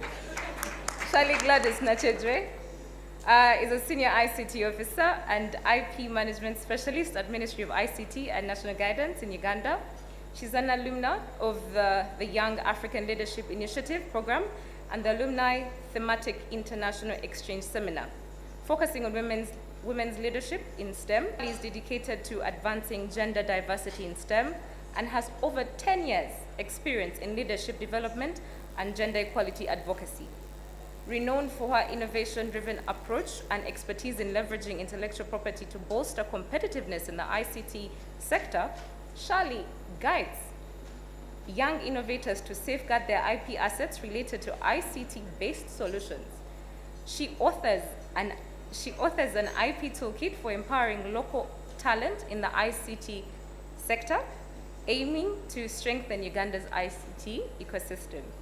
With a master's degree in intellectual property and ICT management, policy and architectural design, complemented by a bachelor's degree in computer science, Shirley possesses a unique blend of technical and IP expertise. This diverse education background equips her with a comprehensive understanding of IP in the ICT sector. These are huge women.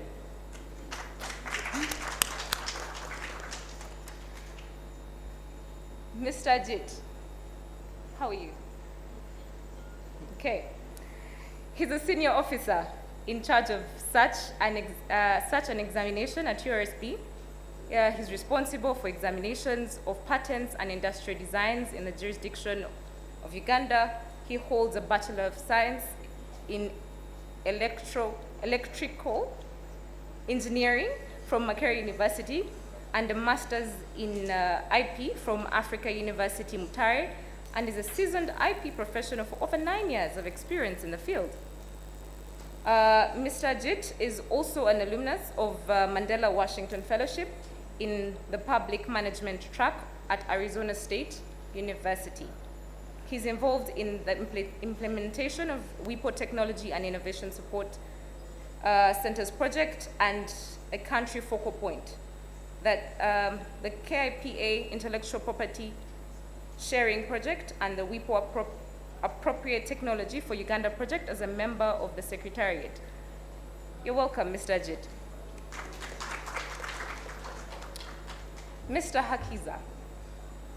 He brings 13 years of experience in project management and a proven track record as a successful venture launcher in the African tech ecosystem. He's passionate about leveraging tech to create innovative solutions to Africa's pressing problems.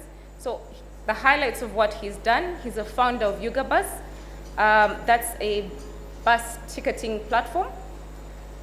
So he pioneered it, revolutionizing the travel landscape in Uganda.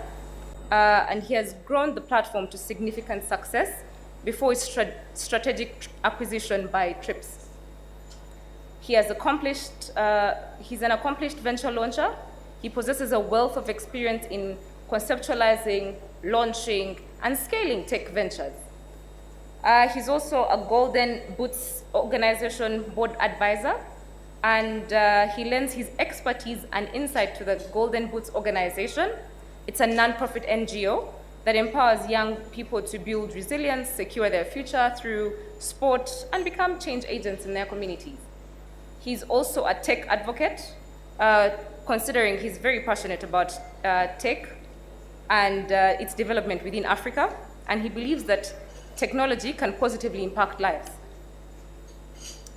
So beyond just business, Hakiza is a firm believer in giving back to the community, and he actively mentors the young entrepreneurs and participates in initiatives that empower marginalized groups. Ladies and gentlemen, let's begin.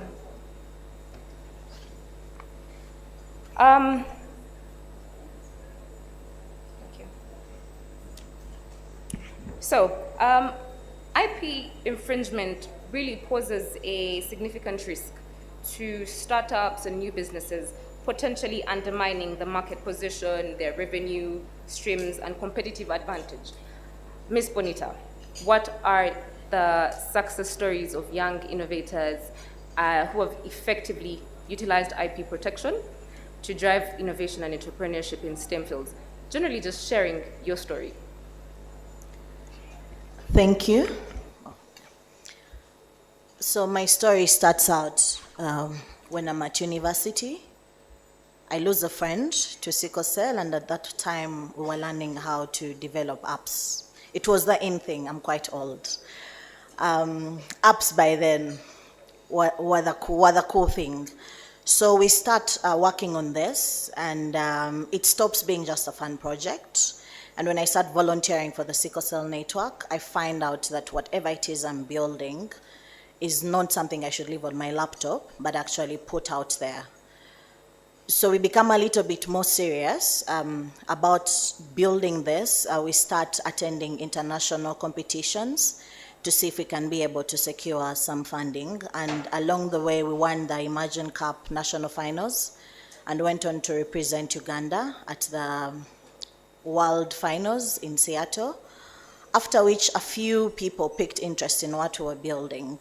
And one of these were the core Microsoft research team, which kept on engaging us and equipping us with resources. But in one of the feedback calls, they asked what the core challenge we were facing was. And being the team lead, I shared that we are speaking at these conferences, we are presenting this idea, but we are not sure if someone can pick it up and run with it. Coincidentally, they had just launched the Microsoft patent program. We were actually among the pioneers. We were in the very first cohort, and they encouraged us to apply.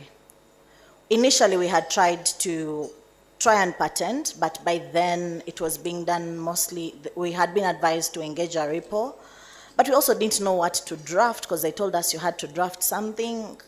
I'm a techie, I'm a software engineer. Sitting down to write stuff was extremely hard and challenging. So when we become a part of this program, they first assessed to see if our idea is actually patentable. And we sat through, back then there were excruciating meetings where they're asking you all these tiny little bit details about what it is that you're building. Okay, you're looking at sickle cell, you're looking at sickle cells, you know the diameter of the red blood cell. You're trying to come up with a hardware. Do you know how, like those tiny little bit details that we didn't think were important. And thank God our idea was patentable. So we sat through meetings with engineers, with lawyers, with hardware designers, And I think in 2018, we were able to secure our patent. We first got the one for Uganda, and then we also later got the one for the US. So what this did was we were able to raise funding with the patent, because whenever we would try and approach a potential funder, or if we sent in our pitch deck and they could verify that we actually have a patent, we were able to raise funding. We raised at least up to 100,000 USD, mostly for research and development.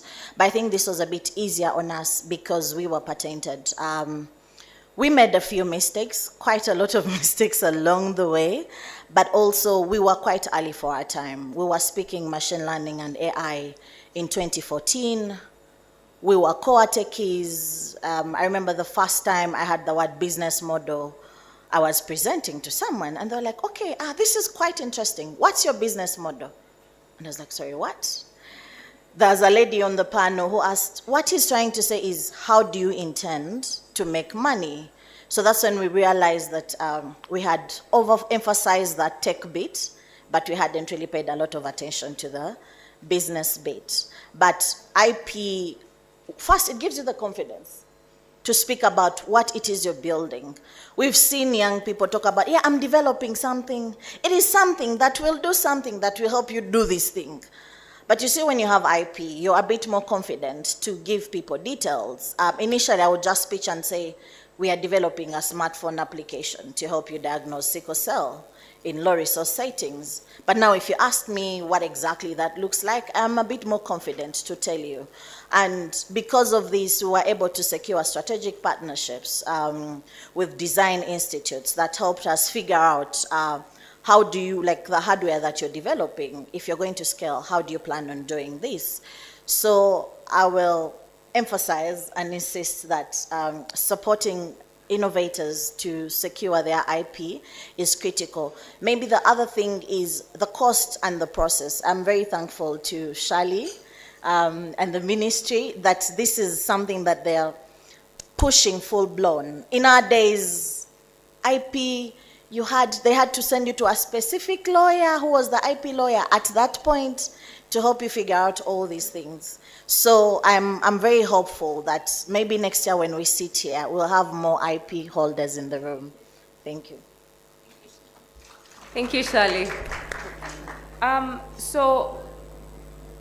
Mr. Ajit, looking at what Shali has said, she's emphasized that one, the process is quite, sorry, what Bonita has said, you notice that she says that one, it's an excruciating process, and of course they made quite a number of mistakes during that period of time. So what are some of the common misconceptions about IP among young innovators, and how can these misconceptions be clarified? Thank you very much, and I will just jump on what one of the presenters mentioned. People usually assume that having IP, having that certificate, automatically means you're making money. And that is where most innovators go wrong with IP. IP is a means to an end, it's a tool. But most people, you could even say even 90% of our innovators don't even reach the point of thinking about IP. The first thought in most innovators, most of our young innovators, the first thought is go to the media. We have dealt with several people who, you know, I made my thing, the first thing I did, I went to this TV station, gave a detailed interview about what I did. 2 weeks later, he walks into our office saying, one of my friends advised me that I need to get a patent. So we go through the process, and excruciating as is mentioned, tell them draft this document, where they cannot, we try and help them to come up with at least a template of what they can do. And they finally apply for patent protection.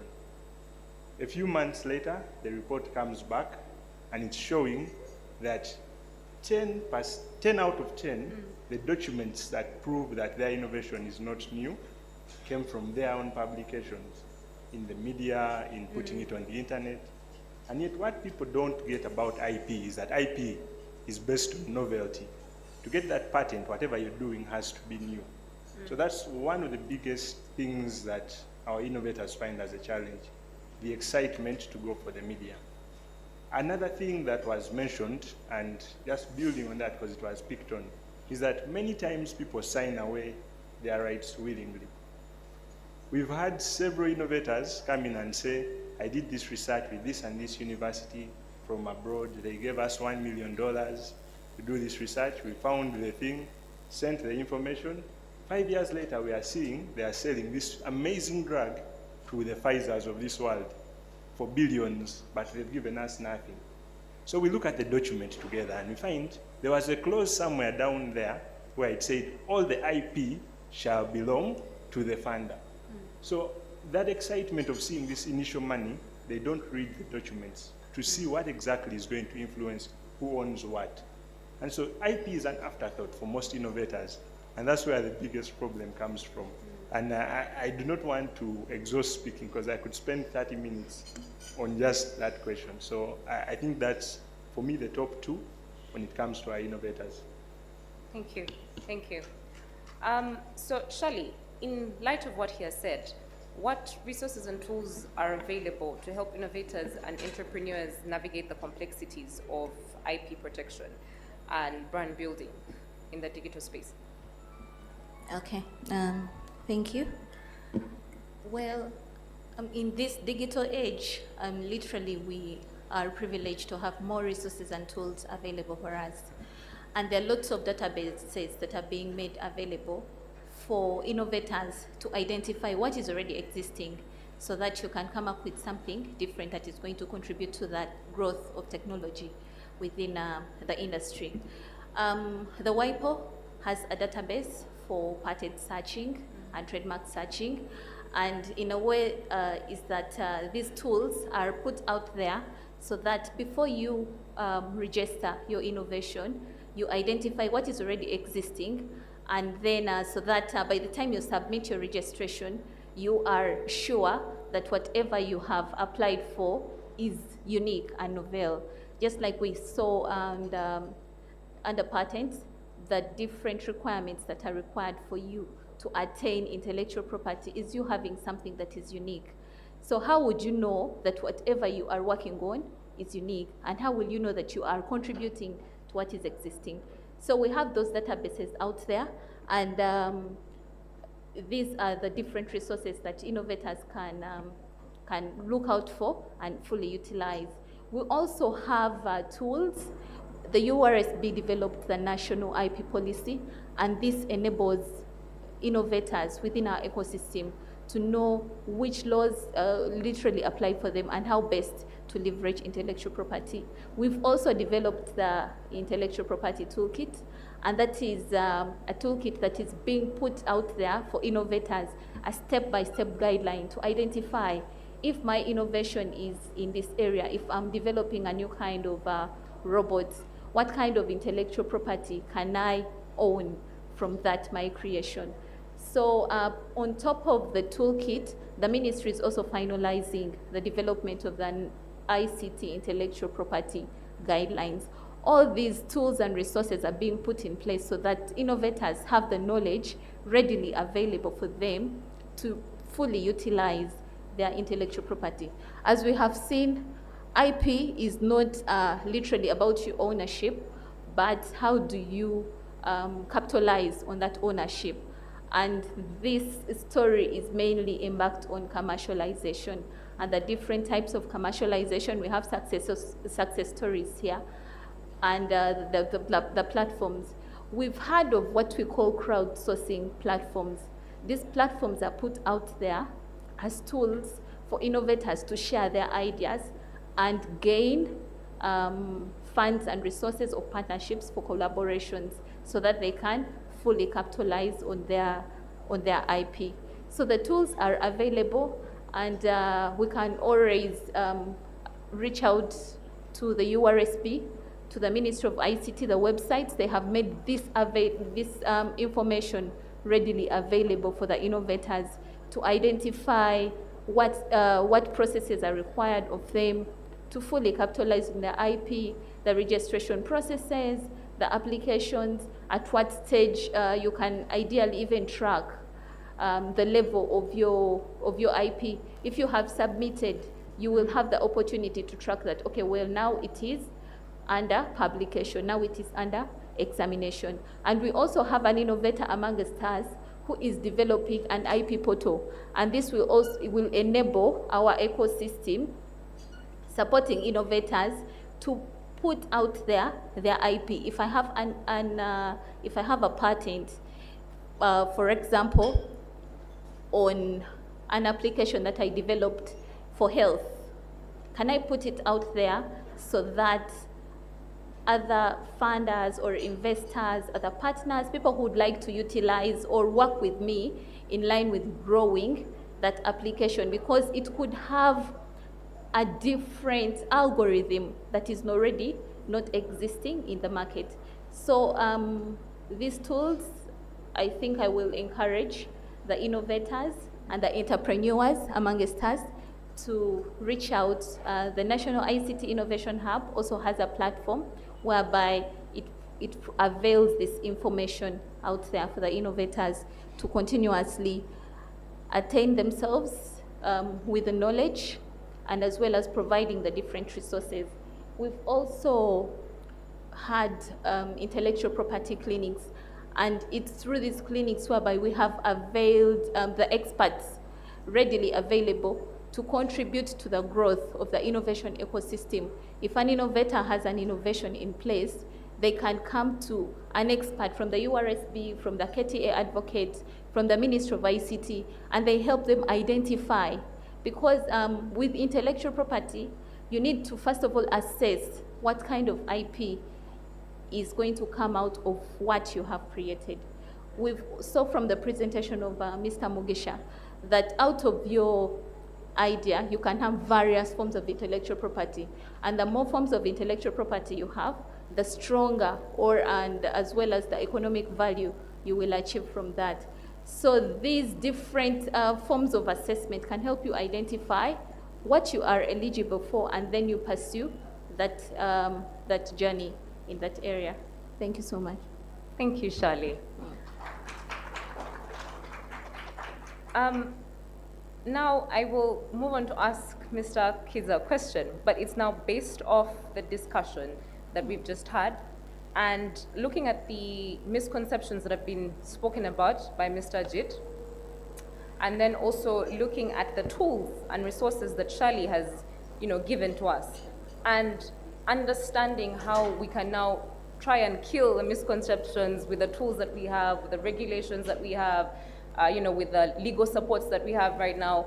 Can you tell us, how did you go from inventing a groundbreaking product like Yuga Bus, to successfully commercializing it? Did you go through the same process? Was it cumbersome? What was it like? Okay.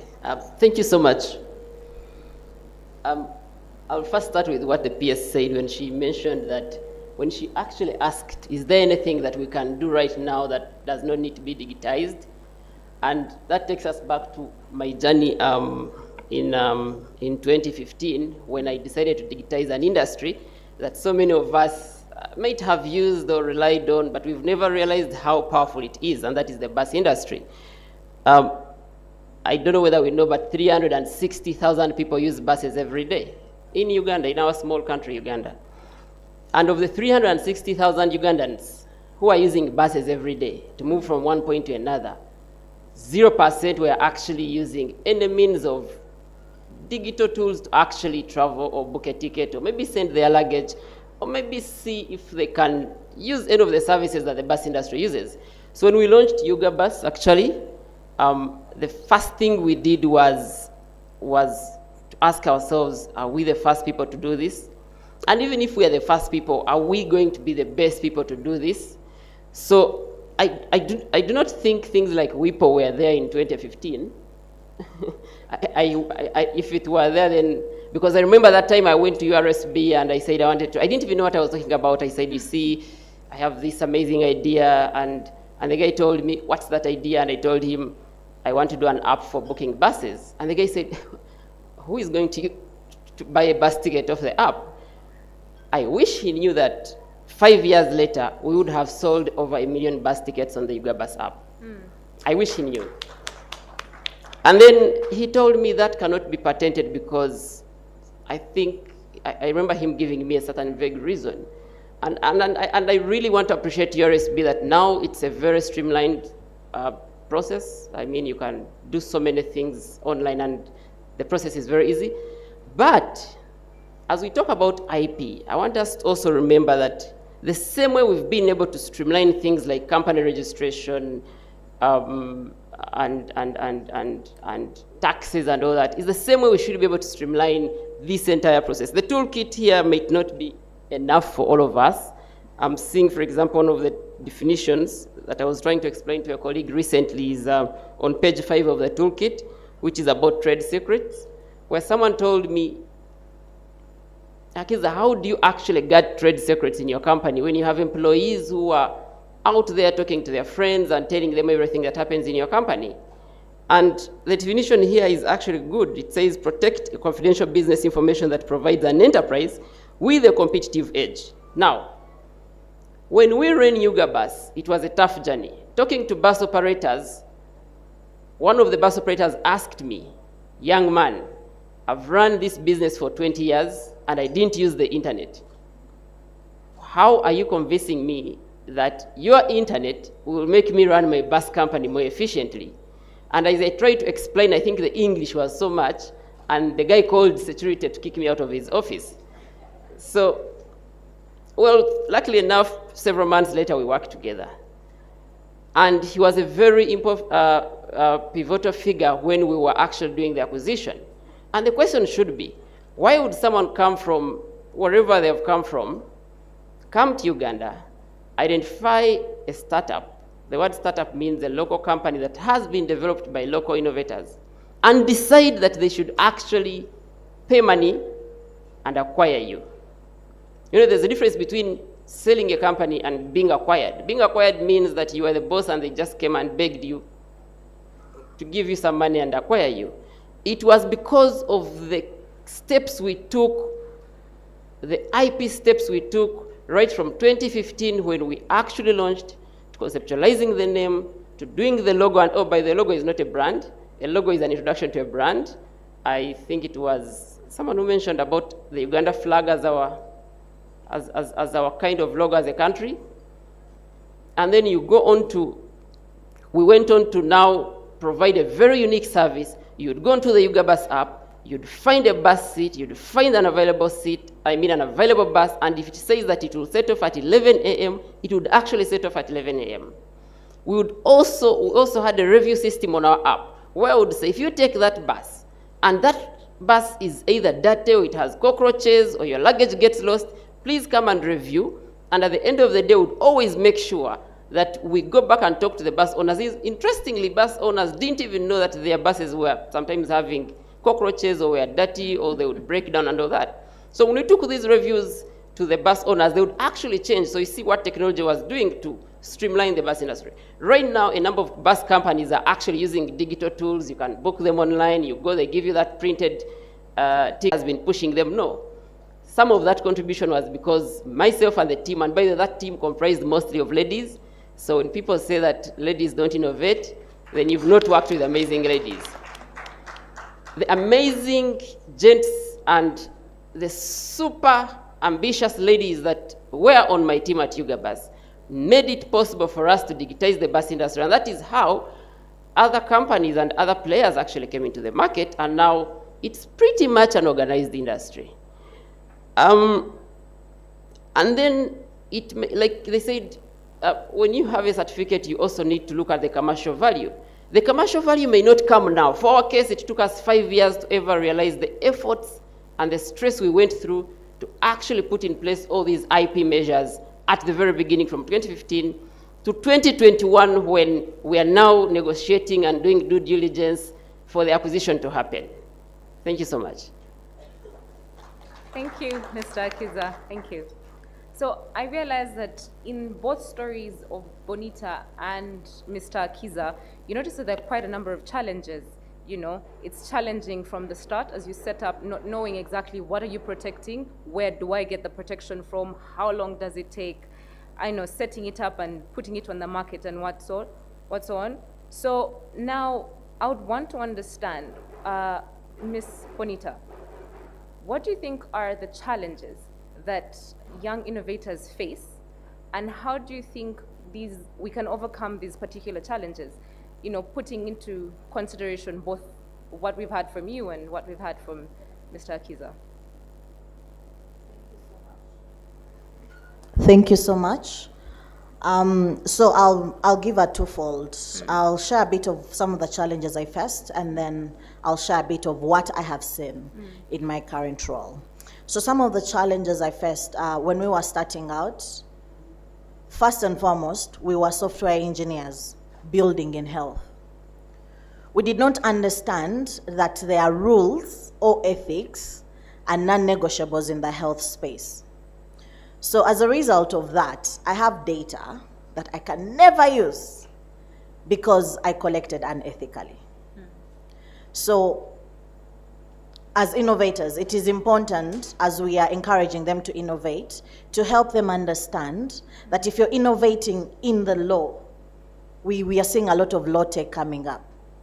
What are the non-negotiables in the law space? What are the non-negotiables in the health space? In fintech, what are the non-negotiables? What are, when it comes, I think the PS talked about privacy, cybersecurity, data protection. Some of those things, a lot of innovators never pay attention to, and I was one of those innovators. Two, we never consider the business. We come up with a solution, but with a not very defined problem we are actually trying to solve. I'll give an example. When we first developed our prototype, 6 months of sleepless nights, we went to Mulago and talked to one of the hematologists. He used it and he was like, I cannot use this a second time. Of course I was hurt, but I took a deep breath and I was like, okay, what exactly do you mean? Then he mentioned that my solution was complicated, it was 6 steps, he's already doing 5 steps. If it was at least 3 steps, he would easily adopt it. I was like, So that's the first time I understood that there's something called user interface and user experience. So we went back, did a deep dive, got to understand. We worked with him for like 2 months until we came up with something that he actually enjoyed using. Then after that, he said, yeah, now this is amazing. The problem is, I am not the one that pays. Me, I'm just a user. I was like, what do you mean? That yes, everything I use is either procured by the ministry or the government. I just use. That's when it occurred to us that there is a difference between a user and a customer. In some instances, they are the same people. But in some instances, they are not the same people. So he advised that, if you went to CPHL, by then the National Health Lab Services was Central Public Health Laboratories. He was like, if you go to CPHL, they are the ones that actually give us all the stuff that we use in the lab. Off we go.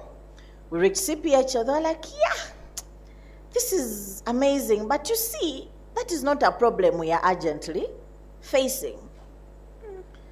We're like, okay, so now 9 months, we have been developing something that people are not very excited to pay for.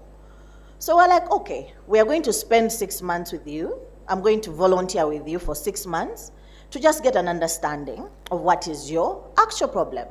So we'd go to the field with them, we'd take part in all these sickle cell outreaches and stuff.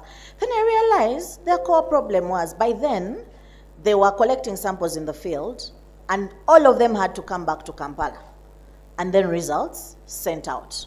So what did that click in my head? Okay, the turnaround time is high. By then there were free sickle cell clinics that if you are a confirmed sickle cell case, you can easily be enrolled into free treatment. But without positive results, you cannot. And sometimes by the time those results came out, some of these kids had already passed. Then number 2, I asked, why do you have to carry all those things? I mean, there's a regional referral hospital here. Where are we carrying these things to Butabika and Mulago? They were like, you see, there is a specific machine that we use, the HB electrophoresis. And right now, we only have it at the Cancer Institute. And I was like, oh, okay. So the diagnostic tool is a challenge. Then they're like, also, not every doctor or not every lab person can be able to detect this. So we need hematologists. So for me, I identify 3 core problems. That 1, the turnaround time. 2, the need for complicated machinery. 3, the need for experts, as well as the cost of the reagents used. Then we went back. Please note, 9 months down the drain. So we went back, and now we were designing something that the customer then who's going to pay is willing to pay for, as well as the doctor is going to enjoy to use. So we went back on the drawing board. And in the end, we came up with a basic app that had just 3 screens. 1, the doctor would take an image. Then we had identified that in the field, a sickle cell case can be easily confirmed by just using Vaseline and a blood slide. If you deoxygenate the blood, in less than between 30 minutes and 45 minutes, it sickles, and that's mostly positive for people that have sickle cell, not carriers. Then we also put an option where the person can share an image with a doctor in case they need a second opinion. And yeah, this was received more openly. But please note, we spent a year building. 9 months, something that no one wanted, 6 months, something that no one enjoyed using. Then 3 months, something that no one wanted to pay for. And then a year later and a half, something that people are actually willing to pay for. But then at that point, the government did not have funds to sponsor that. That's how we went on. We started going out to look for funding. And you see, in the health tech, it's a bit different. If you're developing a product that's going to the market tomorrow, if someone is giving you their money, you can tell them that in 3 years, I'll bring your money back, or this is going to be a return on investment. In health, it doesn't work like that. You have to go through certifications, HIPAA compliance, and all these things. And we only get to know about those things at that point. So I'm sharing all this is because we get excited. Like you mentioned, we just go in and build. We are on fire to change this world. But some of these things that we do when we are on fire cost us time. And I think 7 years later, I realized that I need to first take a step back and see where this is going to go. So I built something for 7 years, and after that I needed to take a break because there was no clear business model. And if you're not making money, your sustainability is going to be hanging. So I took a break. But how many people have how many innovators have 7 years of their lives to give to this? How many innovators are mad or as stubborn, like my parents would say, to keep on pushing and not go and look for a job? So anyway, 7 years later, I realized that I don't have a clear business model. Yes, I have all these things going on, but no business model. And yes, people will give me money, but then what after that? So that's why I took a step back and tried to understand, how do you commercialize an idea? And how do you build it right? Because how we know that we are doing things unethically is when we were trying to get an IRB, which I only got to know because a funder asked if I have an IRB for them to be able to give me some money for my research and development. So in all these, some of the challenges, what are the core processes? What do you need if you're going to do research and stuff like this? Then finally, what I have seen is the soft skills. A lot of innovators are not humble enough to accept correction.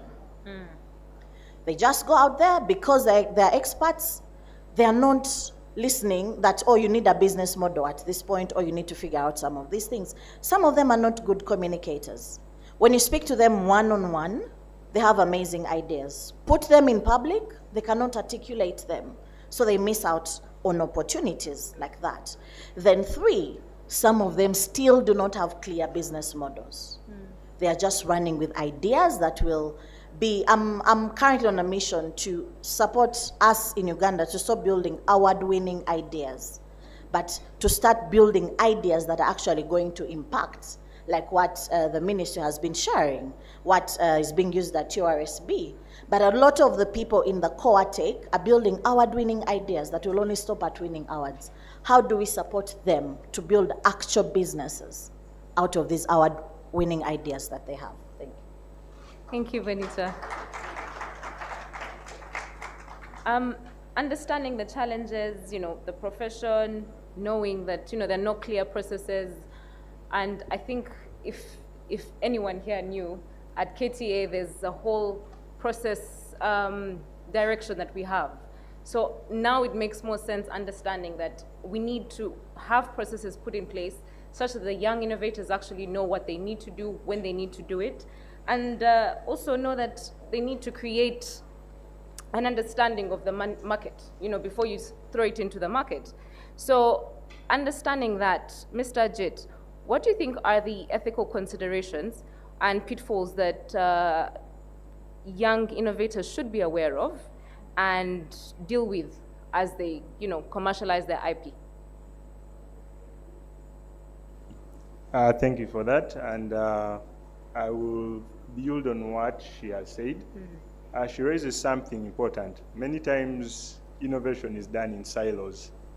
You're in your small room, wherever you are at the university, and you're innovating in this silo. Most likely, you're in a group of people. That brings the first ethical consideration that you have in there. You have a group of people. Can you control everyone in that group? Most likely, that's a no. IP, like the Registrar General says, looks at who came to register first. But in this group, how do you enforce a certain degree of ethical compliance? You need to have agreements in your small innovative group. That is number one. Number two, like she has mentioned, don't look at it as an innovation only. You're building a business. But many times our innovators do not have, and I am sorry to say this, 100% business sense. You will find someone has created a brilliant innovation. They want to be the one marketing it. They want to be the one pitching. They want to be the one developing the branding for it. And so we've had cases of innovators coming and it's like, I've developed this brilliant crop. And they ask, okay, what is the name? What's the brand name for your crop? H1X3. And we say, how are you going to sell H1X3 out there?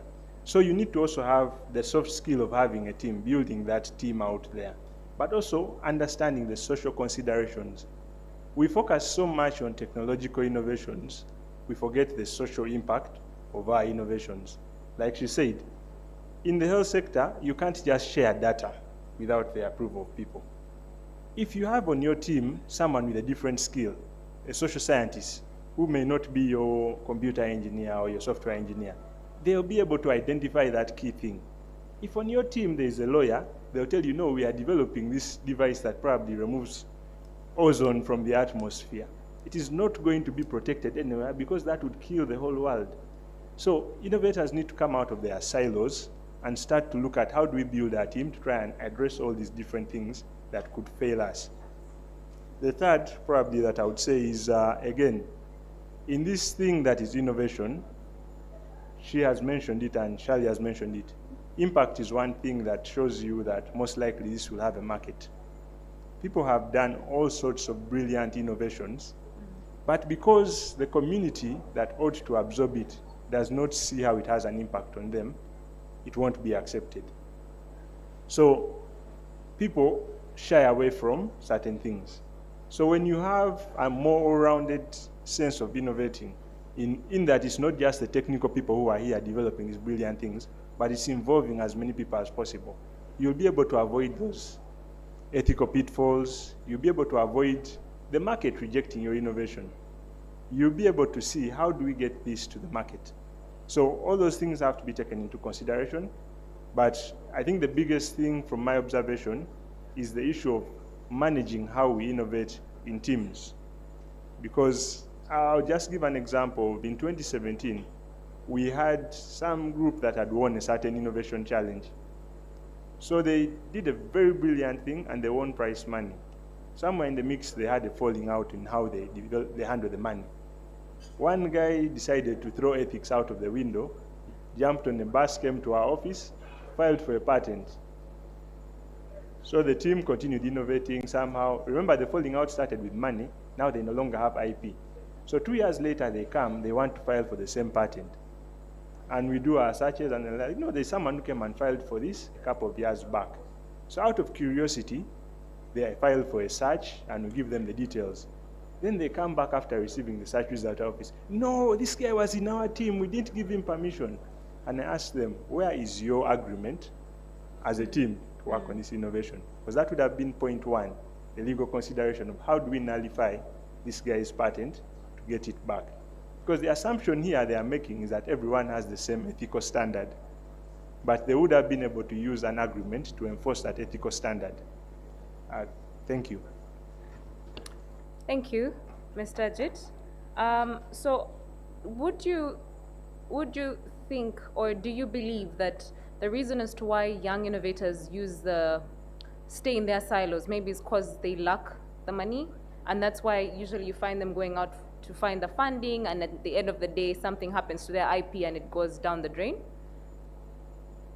Yes, that could be one reason. I think the other reason could be we are not looking at alternative means for rewarding.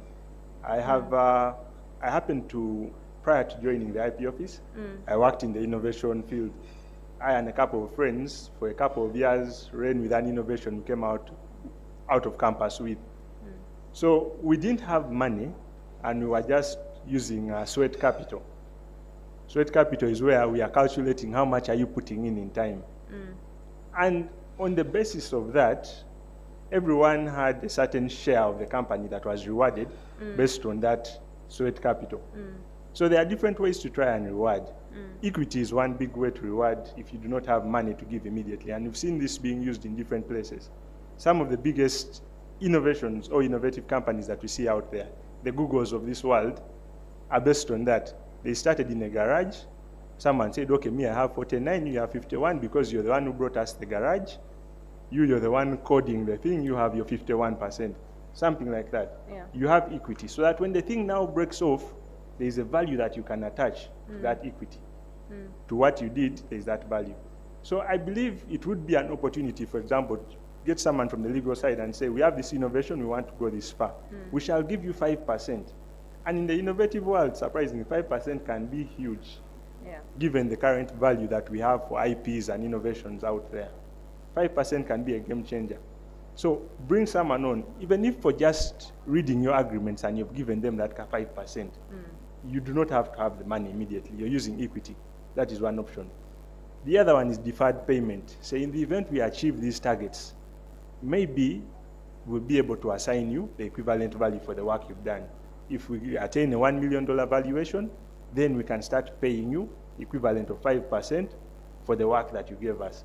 So that could be the challenge, but the other challenge is we also live in a society where we don't want to think too far out of the box, because as soon as you start saying equity, people are shutting doors in your face. Like, you're giving me a company, I don't see the value of this in 5 years. Hakiza gave the example. For 6 years, guys were sweating. And if they had offered equity, by that time the person would have run out. But at the 6th year, that's when they are selling their company at a humongous amount of money. So we need to also adapt an innovative approach to convincing people. And that's where now the social scientists might be able to woo the lawyer into joining. While you, the innovator, you're going to go and explain your loops and how you're using different programming languages to come up with your thing. And that may not make sense to someone out there. Get the economist on board to also now explain the projections of where it's going. Let us not end in the silo. Okay, thank you so much. I hope we've picked from that and now know how we can make money such that we can pay to move out of the silos and create bigger groups. So, Ms. Shirley, what does the ministry, how will it support young innovators? How do you think it can support young innovators in acquiring, and protecting its IP? Okay. Well, the Ministry of ICT has actually already begun its efforts. With its establishment of the innovation hubs, it's already putting in place facilities and equipment to encourage innovators exploit their intellect. The establishment of the National ICT Hub in Nakawa and regional innovation hubs in different universities in the West, in the East, and in the North, to ensure that we tap into that potential that is not only within the central region, but also upcountry. With these spaces established, it does not stop on that, but it also puts in place different programs for mentorship, for incubation, with partnership with a number of development partners and the private sector as well. We heard from the permanent secretary about the different partnerships that we have entered into to ensure that we support the innovation ecosystem across the country. And this directly speaks into the digital transformation roadmap, because all the pillars are into place to ensure that we promote the growth of the ICT sector using innovation. So on top of the incubation programs that are in the innovation hubs and the mentorship programs, we have one-on-one sessions on different topics.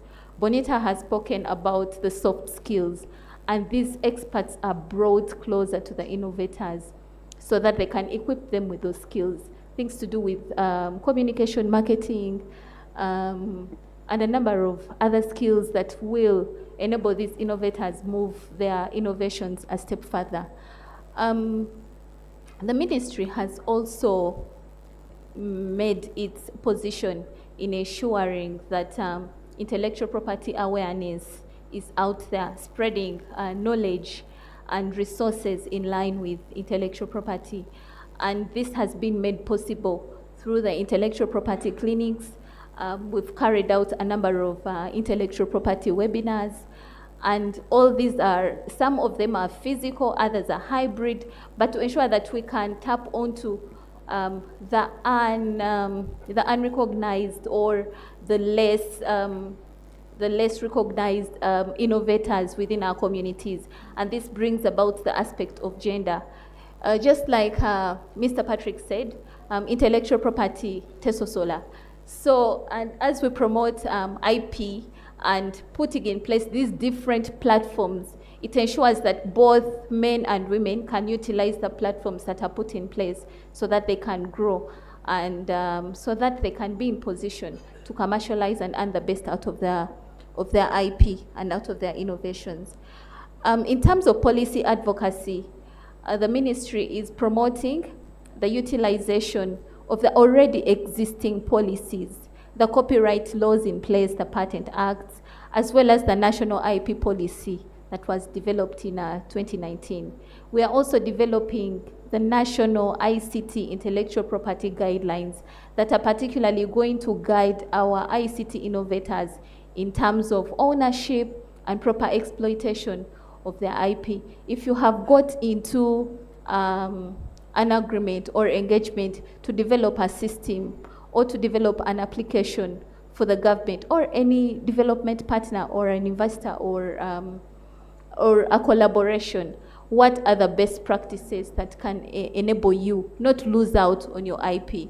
Just like Mr. Ajit mentioned, that sometimes we get excited. You see the value on the check and then you sign before clearly navigating the whole document and understanding the clauses in there.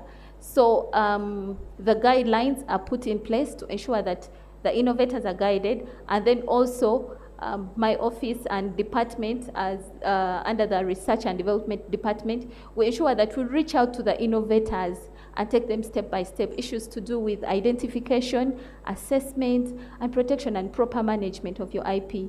Because registration is not the end, but how best can you utilize that certificate that you have attained? So these different efforts are being put in place by the ministry, and it's as well bringing together different development partners to ensure that the innovators get access to market. We are in collaboration with the JICA, the Japan International Cooperation Agency, and under that collaboration we have the UJ Connect program.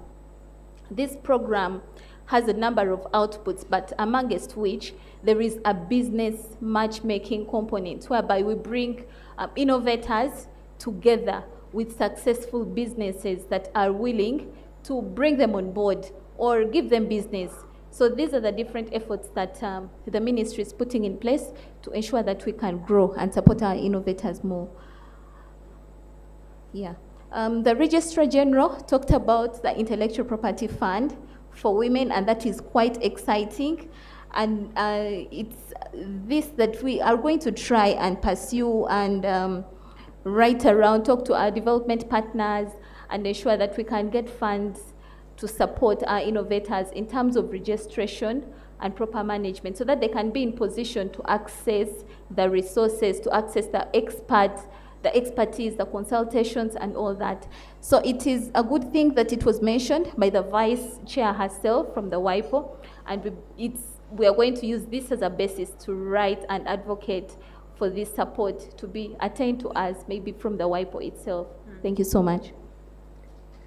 Thank you, Shirley. So as we conclude, just a follow-up question. Yes, you've said that your department and office does advise the innovators. I would also want to know how can we advise, or how do we have the young innovators here know about the IP clinics, where they're going to be, when are they scheduled, the webinars? Is the Innovation Hub accessible, freely accessible? How does that play out? The Innovation Hub is fully accessible. And how best the innovators can get to know about these opportunities and embrace them is making themselves interested, because this information is publicly published. It's published openly on the different platforms, on the websites of the ministries and its agencies, and over the social media platforms. So whenever we have a clinic, for example, the information is put out there. We reach out to the universities, and we have contacts within the universities. We have a good relationship with, say, if it is the College of Computing, having contacts with the president of the college, of the students, so that in case there is an opportunity, you reach out to him and you encourage him to share this opportunity with his colleagues, and then they sign up for these opportunities and they come and attend. These opportunities are always free, because knowledge is the best resource that you can give out to innovators. Thank you, Shirley. Finally, Mr. Akiza, being an entrepreneur and now the knowledge that you have, knowing how to balance your protection for your IP and also commercializing it and trying to innovate and collaborate and, putting it out there, the fear of putting it out there before you protect it, knowing that now, how did you ensure that your product stood out in the marketplace? Thank you so much, and that's actually a very good question. I'll start with a story. Last year I attended the IVLP, so the International Visitors Leadership Program, and I also attended the YALI program. I see some YALI alumni here. I think they should say hi. So, and it's through those programs that, in one of those programs, my roommate was from Congo, from the DRC, and then every evening when we would be interacting, he would tell me that he never fears sharing his ideas with anyone, because he thinks that the battleground is in execution. He always believed that at the end of the day, it doesn't matter whether you patented or not. If I execute better, then I'll beat you, and then at the end of the day, it will be useless. And I always wondered, why does someone from the Democratic Republic of Congo have a mindset that is slightly different from the one I had at that time, where I thought, well, look here, I'll not tell you my idea because I'm scared you may steal it. But it's so many years later that now I figured it out, that with experience, and especially with the 6 years and the new innovation that I'm now working on, because when Ugabus got acquired, I moved on to build something, and I must be honest, I'm so quiet about it now, and I'm not talking about it now because I think I should put so many moving pieces together to make it work. However, there are a number of things that we need to consider, and I'm considering them. And I've learned these things through so many painful years of experience, years where I've been let down by people who actually let our trade secrets out of the door, people we worked with and they moved on to work with competitors, or customers who checked out your idea, your product, and then they built it in-house. You know, you go to sell a software and the guy checks it out. He says, give me a month of trial. And the next thing you know is the guy has actually built it in-house and, you know. But I learned something. One of the things we did is that now I'm being more intentional about grassroots marketing and sales. So by grassroots marketing, I mean, and I think a classic example of a company that is so good at grassroots marketing is MTN. Most of us don't see how powerful MTN is in their marketing, but those guys have their ads running on every radio station, even the smallest radio station in every part of this country. They have agents across the entire nation, even in the deepest villages. Sometimes I wish our politicians could mobilize like that. They have this person-to-person mobilization. Another classic example is Coca-Cola, which I copy so much. Coke has this principle that says they want the arm's length principle. They claim that every time you feel thirsty, a Coke should be within your vicinity. That is something I'm deploying in my next innovation, that we should have that grassroots marketing and sales where we reach out to people where they are in their comfort zone, beyond good spaces like these that have AC.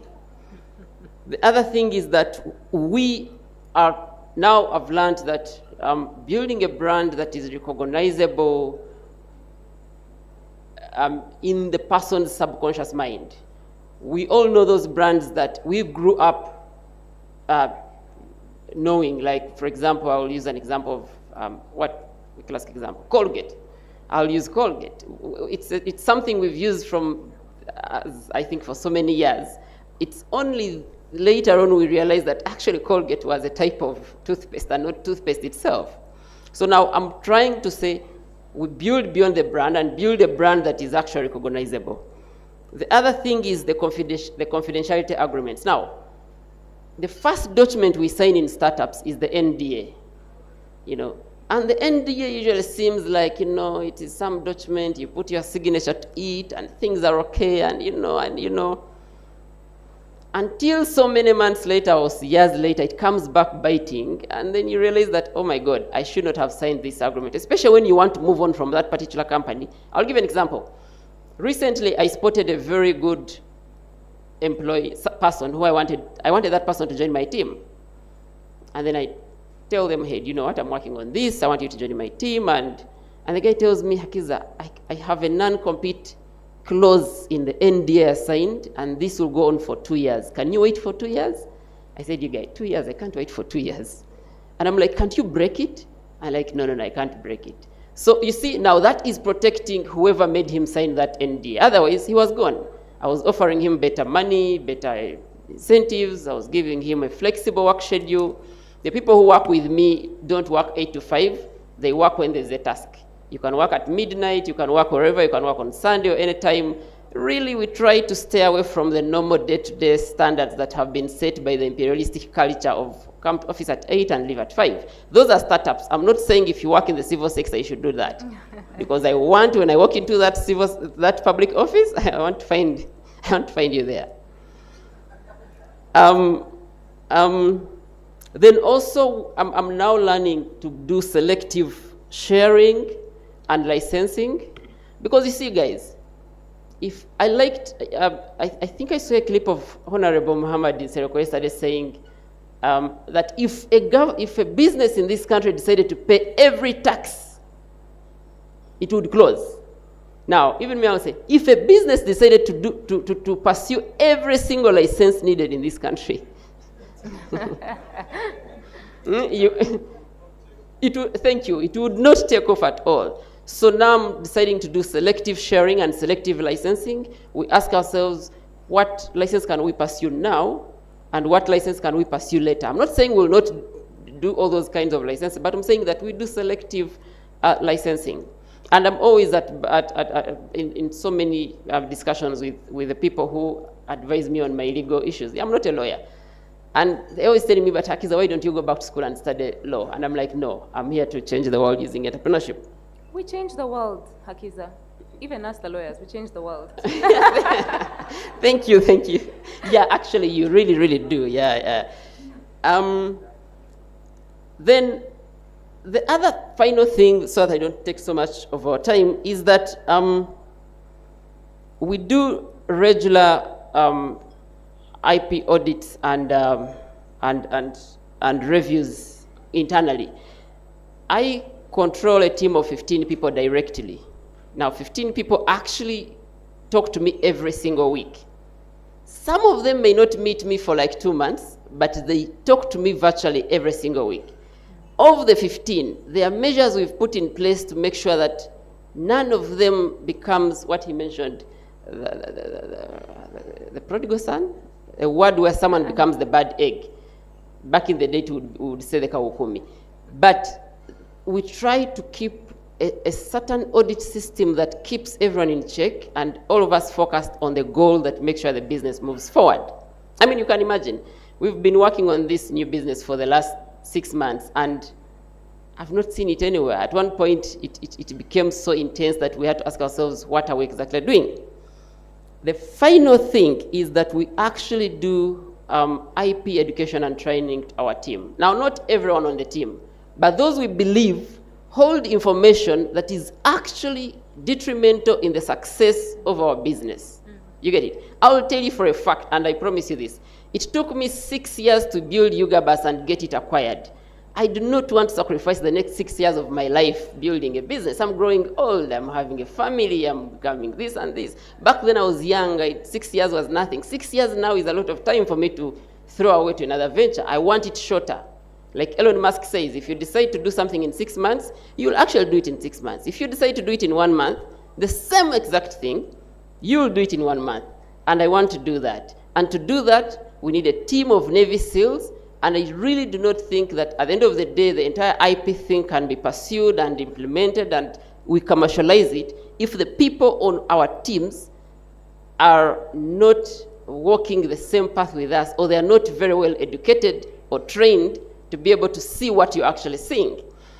Finally, in this actual toolkit, I was seeing on page 27 about keeping your trade secrets relevant, and I'm shocked, I didn't know this honestly, that trade secrets are relevant up to a certain time under certain conditions. For example, the second one is that it should be valuable to others who can't legitimately obtain the information, and it is maintained as a secret through reasonable efforts taken by the trade secret owner. That is on page 27. I really think I'm going to read this tonight because I'm realizing that there's so much information I would never have gotten my hands on for this. And I think if there's any innovator here, this thing is not thing. This document is very, very important.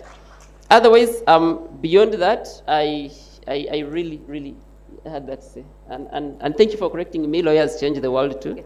Yes, we do. I will make sure my son studies law. Thank you.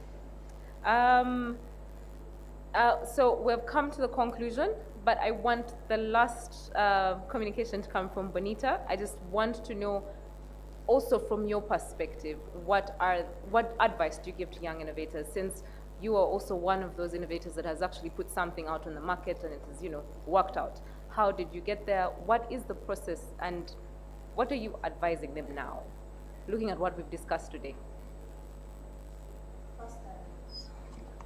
First and foremost, innovation is not a get-rich-quick scheme. We've had them, the capital kitchens and all those things. If you're going to take this journey, it could be long.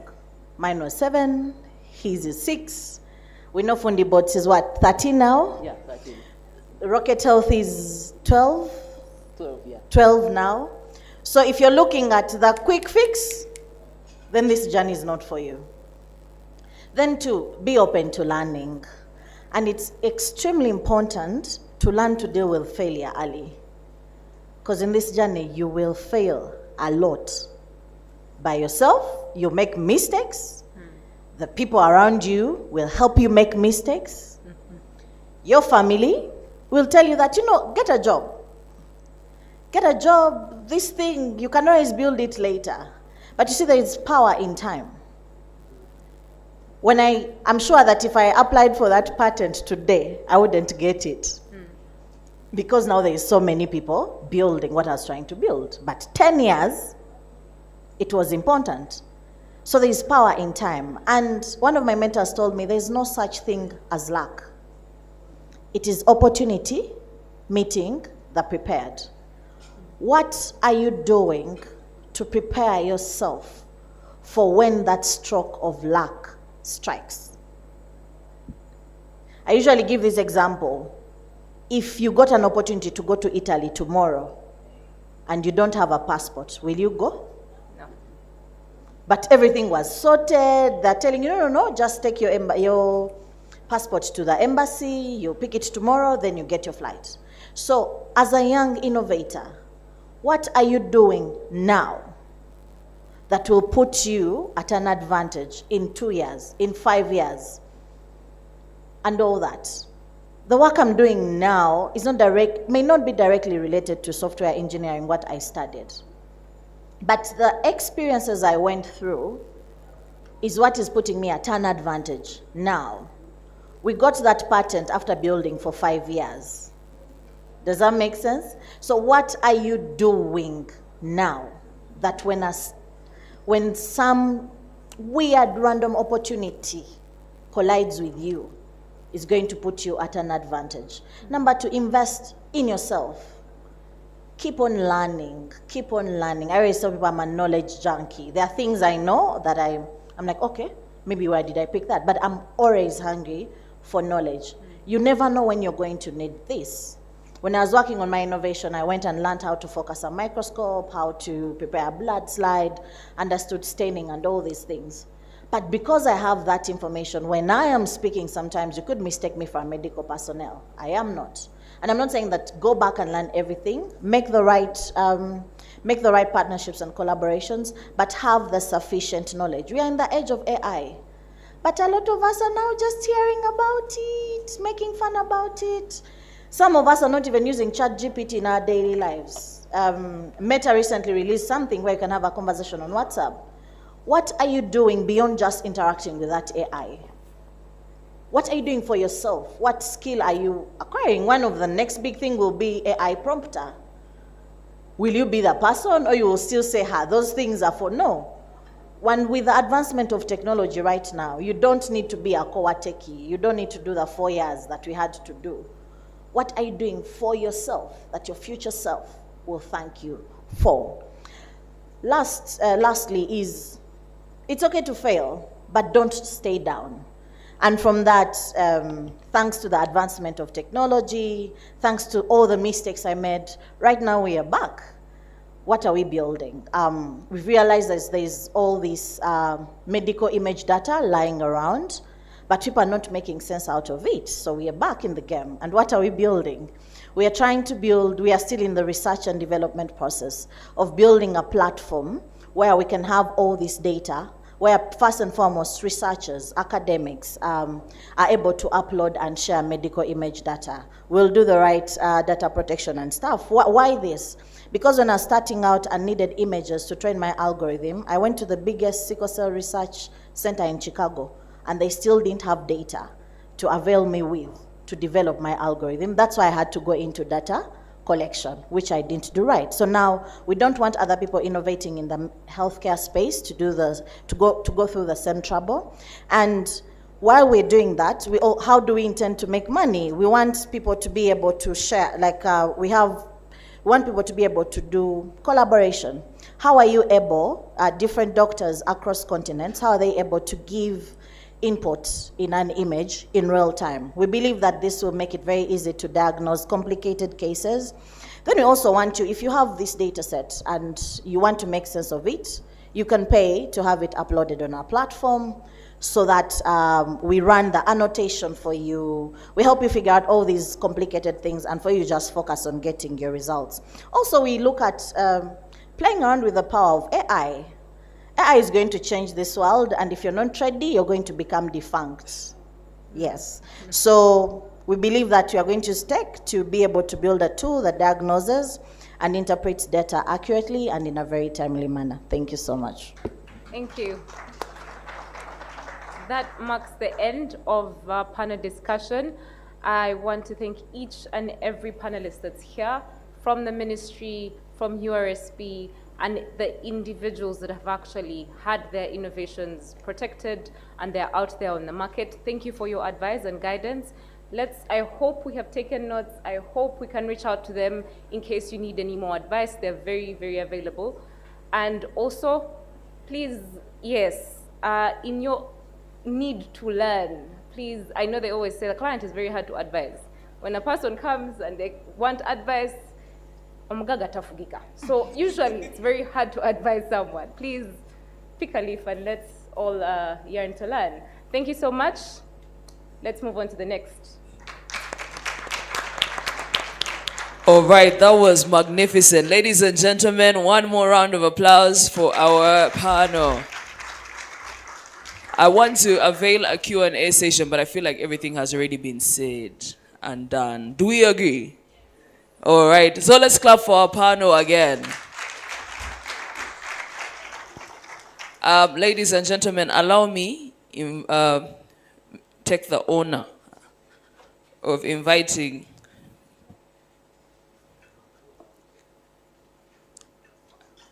all right, ladies and gentlemen, allow me invite Honorable Mohammed Nsereko to give us the closing remarks so we can call it a beautiful day of the 24th of April.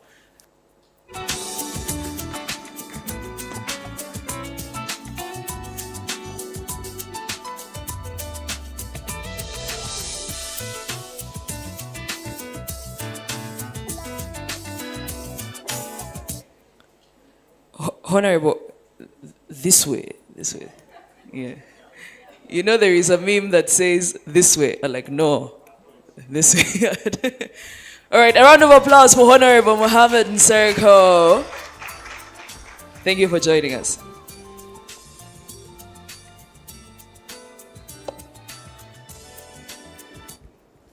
Good afternoon, ladies and gentlemen.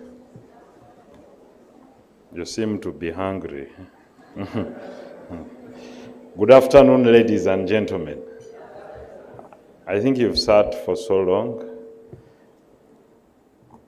The Permanent Secretary of the Ministry of ICT, the Shadow Minister in charge of Information and Communication Technology, the Honorable Helen Nachimuli.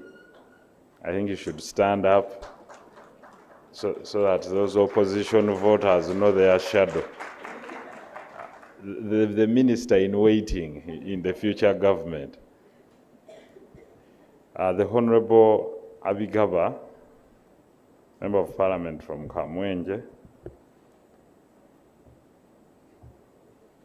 Fellow contributors, members of different associations, URSB, to mention but a few, the private sector, ladies and gentlemen, Assalamu alaikum wa rahmatullahi wa barakatuh. I have few Muslims in this hall. I was testing the water. Assalamu alaikum wa rahmatullahi wa barakatuh. Now that salutation only means may the peace and blessings of the Almighty be with you all. I'm not here to waste a lot of your time. I can see you're tired. I'll delve in what is possible. I've heard your submissions. We as legislators from the legislative arm are aware of your aims and aspirations, and we have to fix them through the legislative agenda so that the ecosystem of innovation gets the achievement that you want to harness. I'm part of this ecosystem as an individual. I'm an advocate. So someone was saying lawyers also change the world. Indeed we do. But I would like to tell you what happens. I see there is a lot of excitement from digital practitioners, software engineers. They think they know it all. And I want to break it down and make it simple. When you meet them, you might think every one of them is going to become the next Mark Zuckerberg. The arrogance. You're only an enabler to that process. But the arrogance that they have, you might think they have made it all. No. It will take a short time, I'll be there. Let me tell you, it is the strategies that help you win this battle. You're only part of the process.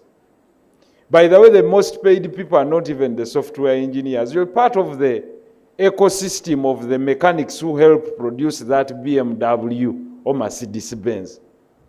But you're not the original owner of Daimler Chrysler, that company. So it is the entrepreneur, this gentleman that was here. So it's the entrepreneurial skills in you that make you successful.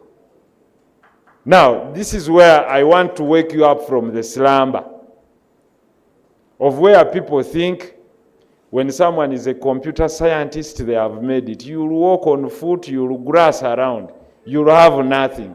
Because do not think that what you're thinking is not being thought about by anyone. I'll give you a challenge. I mooted something that has just been taken up. I think they have paid for it $1 billion. But I invited Ugandan software engineers. Fools. I'll repeat, fools. I invited them in 2017, fools. The real-time translator, it has been done by some gentleman now in the Silicon Valley. I told these young guys, this 2017 is now how many years? I hold a huge frustration, Honorable PS. I told them, listen, let's follow the data. Everyone, let's close the gap between communication. I want to communicate to a Chinese in real time, and they respond me in real time without the bridge and gap of a translator. Let's come up with a device that will do this. I think we reached out to you one time. I'm so frustrated. I have pain. I have pain. You know why? Because I walk the talk. I've lived this. They didn't have this idea. They knew nothing. It's the innovation of someone who necessarily should not be a software engineer. Someone who was thinking about sickle cells. Just like in legislation, we come to cure a problem. Software engineers, you must be taught what business is. Because what happens in these universities, you're only taught computer science. It's not business. Business is different. You understand what I'm saying? Business is that man in Chikubo you see coming without education and making money and coming up with $5 million that you don't have. And you come up with your great ideas, but you cannot come up with what Egesa came up with. Because Egesa is not necessarily the richest person, even in as much as he invented the algorithm of mobile money for digital financial inclusion. But who makes money? MTN. Not Egesa. You understand what I'm trying to say? So you're part of this ecosystem that gets us to the end, justifies the what? The means. But now what happens? I had a wonderful submission from him. Someone comes to you and says, one was calling me yesterday, Honorable, we invented a GPS system. Then I told him, no, we can come, okay, you come. Then he came, then I told him, what is the innovation there? Can your GPS system work without a satellite? He said, no. Kitegeeza toyina ky'ozudde. Nemuga, what I was waiting for is for you to come and tell me, I've prepared something that can locate you without communicating with the what? With the satellite. Kati nemuga munange Bosco. Tuyina satellite nanga ate tugina. We have to rely on Nemuga. What is it doing? What is it so precise that in this world of AI, it's going to help us get to this, because we want precise coordinates in order to mimic the movements of A, B, C, D, and E. But what am I trying to say? Our wonderful computer scientists, you're wonderful. But erase that image from your mind that it's you supposed to be rich. You're going to die thinking. With your ideas, you'll die with them. Because innovations are not only in information and communication technology. Me, I'm always there on TikTok. If I would scan it for you, I've seen someone making a ladder purely flowing. There's a certain Chinese making a special hole. These are more, there are more innovations in science and technology, in industrial designs, in construction, in medicine. So, ladies and gentlemen, innovations are not only for technology practitioners. So don't sit there and say, ebyo byaba abasoma IT. The world is for all of us to battle. Because people think, I'll give you an example. Innovate a bra, come up with a bra for breastfeeding mothers, where you just click and the thing just opens without battling to remove all this. And I'm trying to tell you, those are part of innovation. The gentleman will ask me now, what of us? They'll innovate for you something. But what am I? Mulose. There is this lady, because you see, how many women veil in the world? There are very many. They were having problems with the veil. Tie, then bring pins, then just a young lady came up, I think in 2018, with a magnet here. Put a magnet, small magnet, magnetic fields. It was sorted. But the other time, you'd see them tying, then a pin. So there are innovations everywhere in fashion, through industrial designs. There's someone that has made a car that looks like a shoe. You can patent that. But when we talk of intellectual property, people think of musicians only through copyright, and you even hear musicians arrogantly speaking without knowledge. Copyright is a fair. Ziriwa, chicho yimbye chipya chebata yimbangako. Tia na yimbye oluyimba lwange, ntiye. It's fine. We must teach these people, and they come and say, every channel that plays it must pay me. Is it payable? Nayimbye kulavu, bagiyimbako kuvadda. Nayimbye ku ddogo, balyogerako kuvadda. Witchcraft, babadde bagiyimba. What have you done? Where is the novelty in that? Si bwe kye mubuuza. Naye olinajja omanyi ife abayimbi ba Uganda tusaba copyright. Osaba ki ky'omanyi? So it goes back to the basic education. If we want to harness everything out of innovation, let's teach it from primary school. That's why we are struggling with this. It's our education system. Can we even patent our education system? Is it unique in any way? Maybe it's unique by its product. But our education system leaves a lot to what? We must teach these things. Intellectual property from P6. And what will inform that? Innovation-based education system, ready to produce entrepreneurs.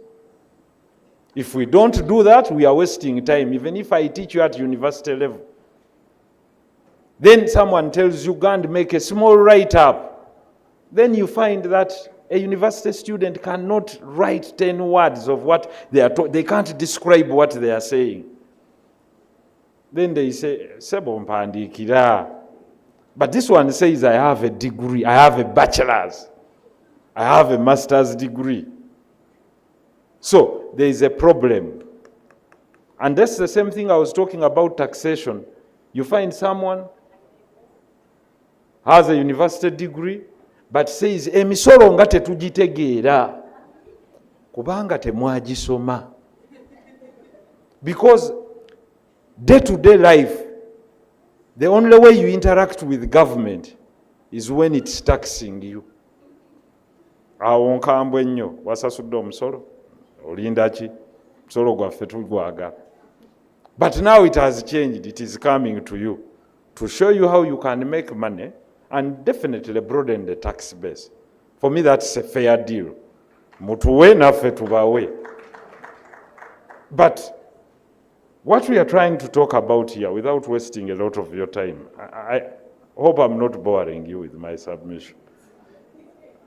I want to make it not these, well-drafted submissions, but real, so that someone, I may be talking to you, but I want to address that person in Rukunjiri. Agenda okuzuula how to make braids from banana fiber, how to make print money from aloe vera, whatever it is. I'm trying to talk to that person that what you have is streamed by wealth, but that should not excite you that you've innovated something. For it to become successful, bring those that have knowledge on board. Consult with a lawyer, consult with a social scientist, go to a data analyst to tell you that ekintu nno kyoyogerako oyagala kufumba luwombo naye abalulya mu Kampala bali bameka.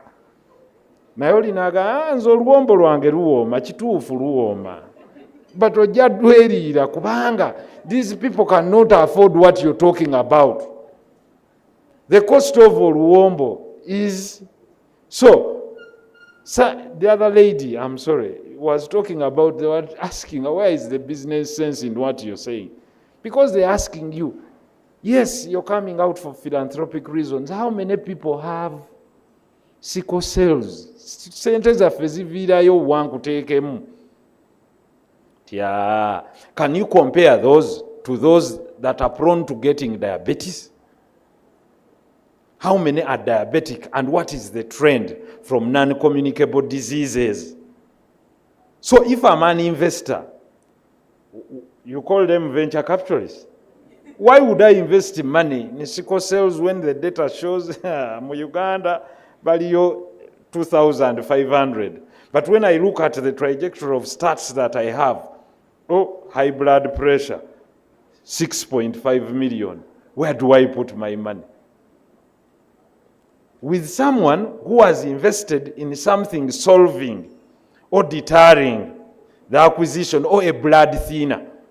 If someone is saying, I'm coming up with a new blood thinner, and the intention is to try and curb those with the likelihood of getting high blood pressure or diabetes, awo nnyingirawo.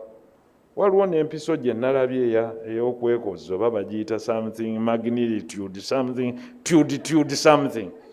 But I saw very many people investing in that, but it's very expensive. For people that take it, that it suppresses your desire to eat, and then you continuously lose weight. It's called semaglutide, something like that. I'll have to read about. Any of you know, the ladies must be knowing about this. Any of you has heard about it? It's a slimming injection. It's now very popular in the US. You're already slim. Ugandan ladies don't need it. So what am I trying to say? Is that the trend, would you invest in cosmetology? Or you would invest in sickle cells? That's the scalability someone was telling you about, that, okay, we are going to invest. So that's where you need someone who is in finance, because they will say, listen, the total investment from this, because for you what brought you to invent this was passion. But a venture capitalist is not for passion. They are for serious business. They want, take a cent, I put $10 million, it produces 300. Then for you come with sickle cells. Yes, I understand you, but is it necessary? Or you're going to address autism. You've come up with a medical algorithm that reverses autism. Then we can sit and talk, because how much money does an ordinary parent invest in someone with autistic tendencies. You understand what I'm trying to say? So I might not be that software person, but help me. Then you find this software engineer, hey, manyi twasoma kati awo, bw'okozesa Python ne Django, I'm not interested in your... That's what Elon Musk said, I'm interested in you solving neural problems now. What is the probability that everyone fears to acquire a stroke? So, can you come up with a machine that has an algorithm of reversing stroke in patients? Nze bw'ojja n'ekyo tutuule twogere. Naye oli najja naga omanyi onalebo nakoze app osobola okutundirako juice. Nkugamba munnange otulabyeko. What is the probability nti abantu abanywa juice banoonya app banoonye juice? Owa passion. But there is my innovator there of Ugaba seated with an idea and nze nokankuweya bwerere. Everywhere people are looking for space. Let's say we conceived it here. I've donated this idea. Kale nange nyamba. But you see, I don't want to walk everywhere to look for space to hold a conference. I want to even compare. Where do I walk to and look for space? Whether it is space for weddings, for events, space for conferences, space for small meetings. But I also know these hotels are laboring to market these spaces. And they might not be readily available to employ a marketeer to walk to every area to find out who is looking for space. Can you aggregate us? Probably I'm looking for storage space. Noonya wakutereka bintu byange bangobye mu nnyumba eno njipangisa waliwo ayina extra space. Nemu extra space kyenkwongereramu ekirala. What I want you to include, help me solve the issue of I don't want to move my things by DHL, but I want someone to move with my luggage from California to Kampala in real time. Ani atambula? Mpa ku ssente. Bw'okikolanga mpa ku ssente. Because we are all grappling, I have 4 suitcases, but I don't want to meet this cost of paying DHL for these 100 kilos. But there is someone who has not used their kilos while traveling. But I don't want to labor and go to UPS, to DHL and this. I just want my luggage tomorrow in Kampala. But there is also someone in Boston that wants that luggage in Taiwan and another one that wants it there. Naye onompa ku ssente? Oba naawe onanneerabira. Nze I'm free. I've donated that idea. Girowoozeeko in a world where everyone is struggling to move cargo, but they are known players. Post office yono emala weeks 2. DHL emala ennaku 3. Nze omugugu ngwagala Nairobi nkya. The rest you will find in the middle of the way, security screening, how do I trust non-disclosure, that this luggage is not mine, well screened that there are no drugs, but I want it in China. I just want to move to a sample to Guangzhou, but I don't want to move it by DHL. But I know there are many Ugandans that are going to Guangzhou. While traveling to Guangzhou, they don't carry anything. So they are wasted kilos.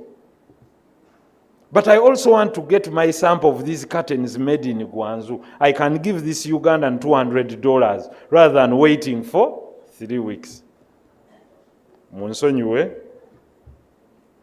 With those few remarks, ladies and gentlemen, allow me to take this honor and pleasure to declare this. Am I declaring it closed? To declare this conference closed. For further consultations, you can pay me and meet me. It's not for free, it's not pro bono. Nange sikolera bwerere. Thank you very much for having given me this honor. Now going back to your English that you want, because you people are very learned, but I was communicating to that ordinary person in Chikubo, the one I represent. Thank you very much, ladies and gentlemen, for this honor and opportunity that you've given us on behalf of the Speaker of Parliament and our Committee of ICT.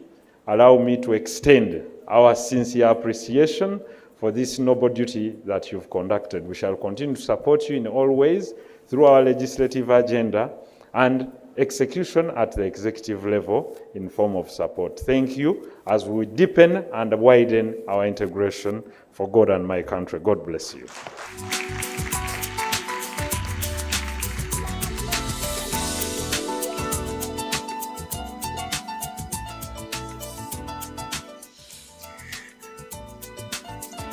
Bannange bassebo ne bannyabo Honorable Muhammad Nsereko tumukubire mu ngalo. All right, ladies and gentlemen, first and foremost, have you picked anything today? If you have, put up your hand. Even PS has learned. You see, we have all learned. So clap for yourselves for learning. Now, after you clap for yourselves for learning, yes, Purity.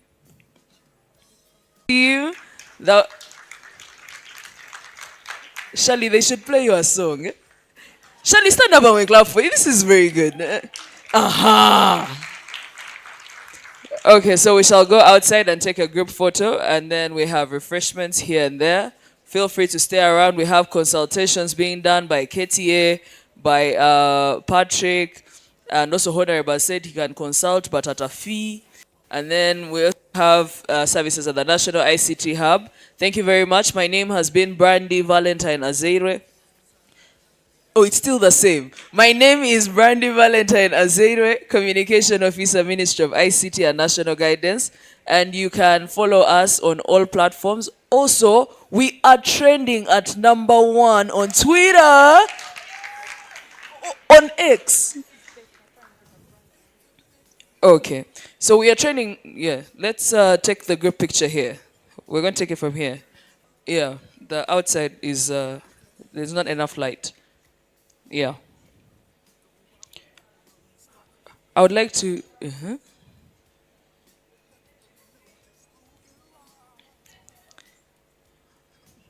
That was opening remarks of the picture. I beg your pardon? Oh yes, we have gifts. Shirley, P.S., we have some gifts for our members. Do you want to come and share with them on our behalf as the Minister of ICT?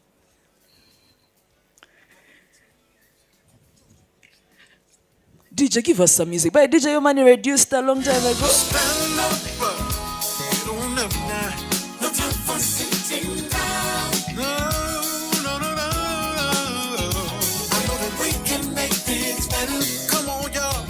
We can spread the love around. Yes, you need to stand up. Come on, people. No time for sitting down. I know that we can make things better. Oh, yes, we can spread the love. Spread the love. Where's our photograph? The love around.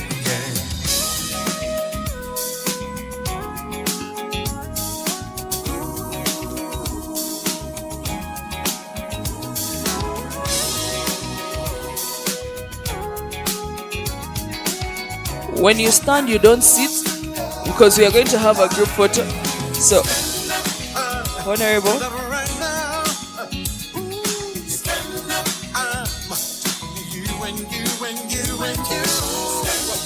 Our dearest Shadow Minister as well. Okay. Okay.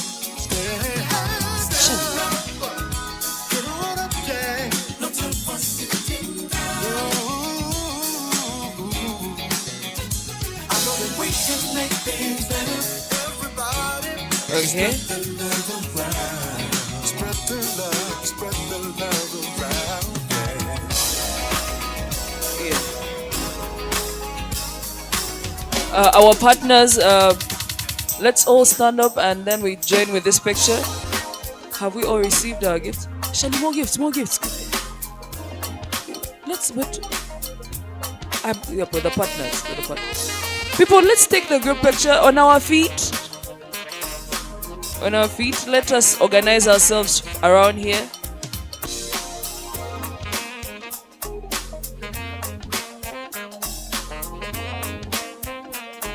Let us occupy the stage, the back, everywhere. Find where you can fit, and we take this grip. Flavia is strategically up already.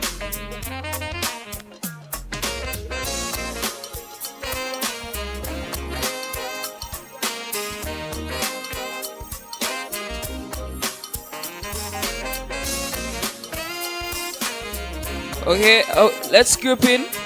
There is space here. People, let's move fast.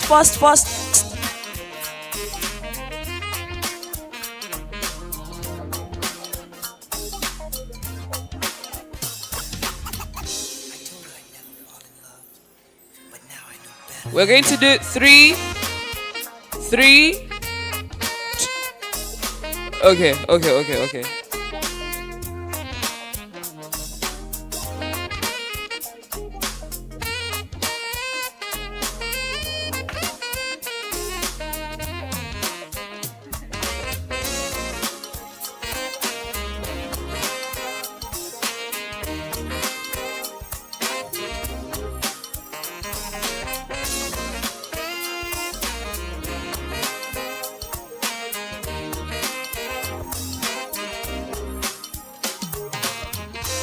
If you can't see the camera can't see you.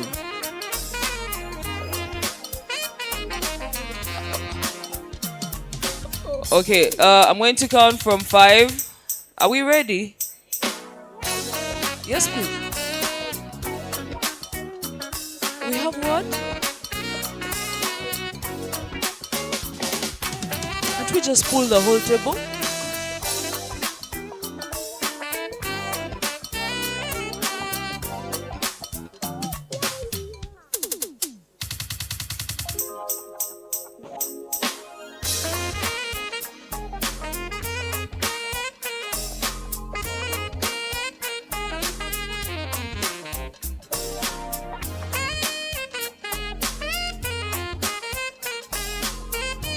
Anyone after the lady in green, you're not in the picture.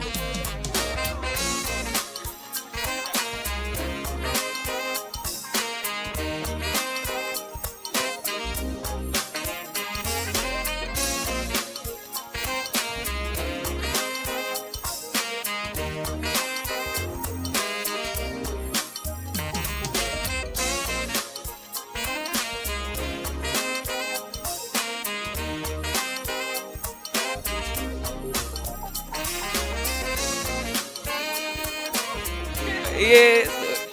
Wave. All right. Thank you very much. A round of applause for this beautiful day.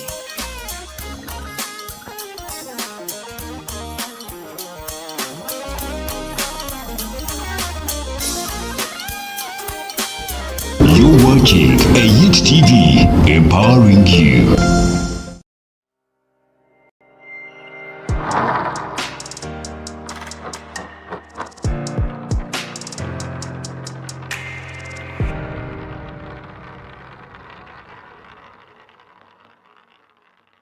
Elevate your event with AYIT TV. Are you looking for ways to make your events more memorable? Contact AYIT TV for professional event live streaming on Facebook and YouTube. Our package also includes photography, a 55-inch screen for live projection, and social media handling to make your event extra special. Get in touch today to find out how we can help you elevate your event. Contact us on 0789 000 492 or 0705 909 760 or visit our website at www.ayit.org. Elevate your event with AYIT TV. Are you looking for ways to make your events more memorable? Contact AYIT TV for professional event live streaming on Facebook and YouTube. Our package also includes photography, a 55-inch screen for live projection, and social media handling to make your event extra special. Get in touch today to find out how we can help you elevate your event. Contact us on 0789 000